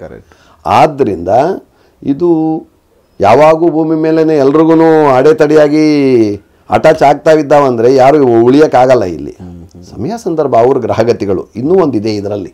ಏನಪ್ಪ ಅಂದರೆ ಇಲ್ಲಿ ನಮ್ಮ ಜ್ಯೋತಿಷ್ಯದ ಪ್ಲಾನೆಟಲ್ಲಿ 9 ಗ್ರಹಗಳು, ನಮಗೆ ಶನಿ ಗುರು ಚೆನ್ನಾಗಿದ್ದಾರೆ ಅಂದರೆ ಯಾವ ಗ್ರಹಗಳು ನಮ್ಮ ಹತ್ರ ಬರಲ್ಲ. ಇವು ಗ್ರಹಗಳಲ್ವ ಮೇಯ್ನು. ಈ ಸೆಂಟ್ರಲ್ ಇರೋದು ನಾವು. ಈ ಪಂಚಭೂತಗಳೇನಿದ್ದಾವೋ ಅದ್ರ ಮಧ್ಯದಲ್ಲಿ ಇದ್ದೀವಿ, ಪ್ಲಾನೆಟ್ ಏನಿದೆ ಅದರ ಮಧ್ಯದಲ್ಲಿ ಇದ್ದೀವಿ ನಾವು. ಈ ನವಗ್ರಹಗಳೇನಿದ್ದಾವೋ ಅದರ ಒಂದು ಆಧರಣೆಯಲ್ಲಿ ನಾವಿದ್ದೀವಿ. ಅವರ ಆಧರಣೆಯಿಂದನೇ ನಾವು ಇಲ್ಲಿ ಇರ್ತಕ್ಕಂಥ ಒಂದು ವಿಚಾರ ಜ್ಯೋತಿಷದ ಪ್ರಕಾರವಾಗಿ ಹೋದಾಗ ನಾವು ಆ ಶನಿ ಗುರು ರಾಹು ಕೇತುಗಳು ಇವೆಲ್ಲ ನಮಗೆ ಒಳ್ಳೆಯ ಒಂದು ಅನುಕೂಲವಾಗಿ ಆ ಪ್ಲಾನೆಟಲ್ಲಿ ಇದ್ದಾಗ ಬೇರೆ ಗ್ರಹಗಳು ನಮಗೆ ಬಂದು ತೊಡಗೋದಕ್ಕೆ ಸಾಧ್ಯ ಇಲ್ಲ. ಇದೆಲ್ಲನೂ ಒಂದಕ್ಕೊಂದು ಲಿಂಕ್. ಇದು ಒಂದಕ್ಕೊಂದು ಲಿಂಕ್. ಈ ವಿಚಾರವಂತರಲ್ಲಿ ನಾವು ಹೋಗಿ ನಮ್ಮ ಸೇಫ್ಟಿಯನ್ನು ಮಾಡಿಕೊಂಡು ನಮ್ಮ ಬಂದೋಬಸ್ತನ್ನು ಮಾಡಿಕೊಂಡು ನಾವು ಬದುಕಬೇಕಾಗಿದೆ. ಇದು ಈಗಂತೂ ಈ ಆತ್ಮಗಳಿಂದ ತುಂಬ ತೊಂದರೆ ಇದೆ. ಎಲ್ಲ ಸಂಪ್ರದಾಯವಾಗಿ ಎಲ್ಲೋ ಒಂದು ಮನುಷ್ಯ ತೀರೋತಾ ಇದ್ದಾಗ ಯಾವುದೋ ಒಬ್ಬ ಮನುಷ್ಯ ಅವನಿಗೆ ಎಲ್ಲ ಶಾಸ್ತ್ರಗಳನ್ನು ಮಾಡಿ ಎಲ್ಲ ಒಂದು ಪೂಜೆಗಳನ್ನು ಮಾಡಿ ನಾವಿದ್ದಾಗಲೂ ದೆವ್ವಗಳ ಕಾಟ ಇತ್ತು. ಬಟ್ ದೆವ್ವಗಳ ಕಾಟ ಇತ್ತು ನಮಗೆ, ಇಲ್ಲ ಅಂತಲ್ಲ. ಅದರಲ್ಲಿ 10 ಜನಕ್ಕೆ ದೆವ್ವ ಇದೆಯಪ್ಪ ಅಂದಾಗ ಒಂದು 2 ಆದರೂ ನಿಜಾನೇ. ಇನ್ನೊಂದು 8 ಜನ ಆಕ್ಷನ್ ಮಾಡಿದ್ರು, ಸುಳ್ಳು ಹೇಳಿದ್ರು, ಕೆಲಸ ಕಾರ್ಯ ಮಾಡಿದೆ, ಕೆಲಸ ಕಾರ್ಯ ಮಾಡೋಕ್ಕಾಗದೆ ನಾಟಕ ಆಡಿದ್ರು ಸಹಿತ 2 ಅಂತೂ ನಿಜ ಇರುತ್ತೆ. 2 ಅದು ನಮ್ಮ ಅನುಭವ. 2 ನಿಜ. ಹೆಂಗೆ ನಿಜ ನೀವೇನು ನೋಡಿದ್ದೀರಾ ಅಂತ ನಮ್ಮನ್ನು ಕೇಳ್ಬೋದು. ಅವ್ರಿಗೆ ಆಗ್ತಕ್ಕಂಥ ತೊಂದರೆ ತಾಪತ್ರಯಗಳು, ಆ ನಾಡಿ ಮಿಡಿತದ ಒಂದು ನಮ್ಮ ಅನುಭವದಲ್ಲಿ 2 ನಿಜ. 2 ನಿಜ. 8 ಸುಳ್ಳಾದರೂ 2 ನಿಜ. ನಾನು ಅದನ್ನು ಜನಗಳಿಗೆ ಹೇಳಬಲ್ಲೆ. ಇದೆ, ಖಂಡಿತ ಇದೆ. ನೆಗೆಟಿವ್ ಎನರ್ಜೀಸ್ ಇದೆ, ಇಲ್ಲ ಅಂತಲ್ಲ. ಅಂದರೆ ಅವರವರ ಅನುಭವಕ್ಕೆ ಬಂದಾಗೆ ಅವ್ರು ಒಪ್ಕೊಳ್ಳೋದು. ಕರೆಕ್ಟ್. ನನಗೆ ತೊಂದರೆ ಆಗಿದೆ ಅಂದರೆ ನೀವು ಕೇಳಲ್ಲ, ನಿಮಗೆ ತೊಂದರೆ ಆಗಿದೆ ಅಂದ್ರೆ ನಾನು ಕೇಳಲ್ಲ, ನಿಮಗೂ ಆಗುತ್ತೆ ನನಗೂ ಆಗುತ್ತೆ. ಒಂದು ವೆಹಿಕಲ್ ನಾವು ಓಡಿಸ್ತಾ ಇದ್ವಿ, ನಿಧಾನಕ್ಕೆ ಹೋಗಪ್ಪ ಅಂದ್ರೆ ಹೋಗ ನಾನು ಹೋಗ್ತೀನಿ ನಿನ್ಗೆ ಯಾಕನು, ಅವನು ಬಿದ್ದಾಗಲೇ ಅವ್ನು ನಮಗೆ ಹೇಳೋದು, ಇನ್ನೊಬ್ಬನಿಗೆ ಹೇಳೋದು. ಆ ರೀತಿಯಾಗಿ ಇದು ಇದೆ, ನೆಗೆಟಿವ್ ಎನರ್ಜಿ ಇದೆ, ಆತ್ಮ ಇದೆ. ಈಗ ನೋಡಿ ಸರ್, ಈಗ ಪ್ರಾಣ ಇದೆ ಅಂದ್ರೆ ಏನರ್ಥ? ಈಗ ಇಲ್ಲ ಅಂತ ಹೇಳ್ತಾರೆ, ಹೌದು ಒಪ್ಕೊಳ್ಳೋಣ, ಇಲ್ಲ ಅಂತ ಹೇಳ್ತಾರೆ. ಈಗ ನಿನ್ನ ಪ್ರಾಣ ಎಲ್ಲೋಯ್ತಪ್ಪ ಹೇಳು, ಇತ್ತು ನಿನ್ನ ಪ್ರಾಣ ಎಲ್ಲಿಗೋಯ್ತು? ಅದು ಎಲ್ಲಿಗೆ ಹೋಗಕ್ಕೆ ಸಾಧ್ಯ? ಅದು ನಾಶ ಆಗಲ್ವಲ್ಲ, ಇರುತ್ತೆ. ಆತ್ಮಕ್ಕೆ ಲಕ್ಷ ಯುಗಗಳಾದರೂ ನಾಶ ಆಗಲ್ಲ, ಅದು ಸಾವಿಲ್ಲ ಅಂತ ಮಹನೀಯರು ಬರೆದಿದ್ದಾರೆ. ಪುರಂದರದಾಸರು ಬರೆದಿದ್ದಾರೆ, ಕನಕದಾಸರು ಬರೆದಿದ್ದಾರೆ, ಕಬೀರ್ ದಾಸರು ಬರೆದಿದ್ದಾರೆ, ಬ್ರಹ್ಮಯ್ಯನವರು ಬರೆದಿದ್ದಾರೆ, ತಾತ್ನವರು ಬರೆದಿದ್ದಾರೆ. ಇದೆಲ್ಲ ಸುಳ್ಳು ಅಂತ ಹೇಳಕ್ಕಾಗುತ್ತಾ ನಾವು ಅವಾಗ? ಅಂದ್ರೆ ಅವರು ಅದನ್ನ ಜ್ಞಾನ ಪಡೆದೇ ಅದನ್ನ ಪೂರ್ತಿಯಾಗಿ ಅಧ್ಯಯನ ಮಾಡಿನೇ ಅವರು ಪ್ರತಿ ಒಂದು ವಿಚಾರವನ್ನ ಬರೆದಿರ್ತಕ್ಕಂಥದ್ದು. ನಾವು ಹೊರಟಾಗಿ ಪ್ರಾಣ ಅಂತ ಏನು ಹೇಳ್ತಾ ಇದ್ದೀವೋ ನಿಜವಾಗಿ ಆತ್ಮ ಅದು. ಆ ಆತ್ಮಕ್ಕೆ ತಂದೆ ಪರಮಾತ್ಮ. ಪರಮಾತ್ಮನಿಗೂ ಆತ್ಮಕ್ಕೂ ಲಿಂಕ್ ಇದೆ.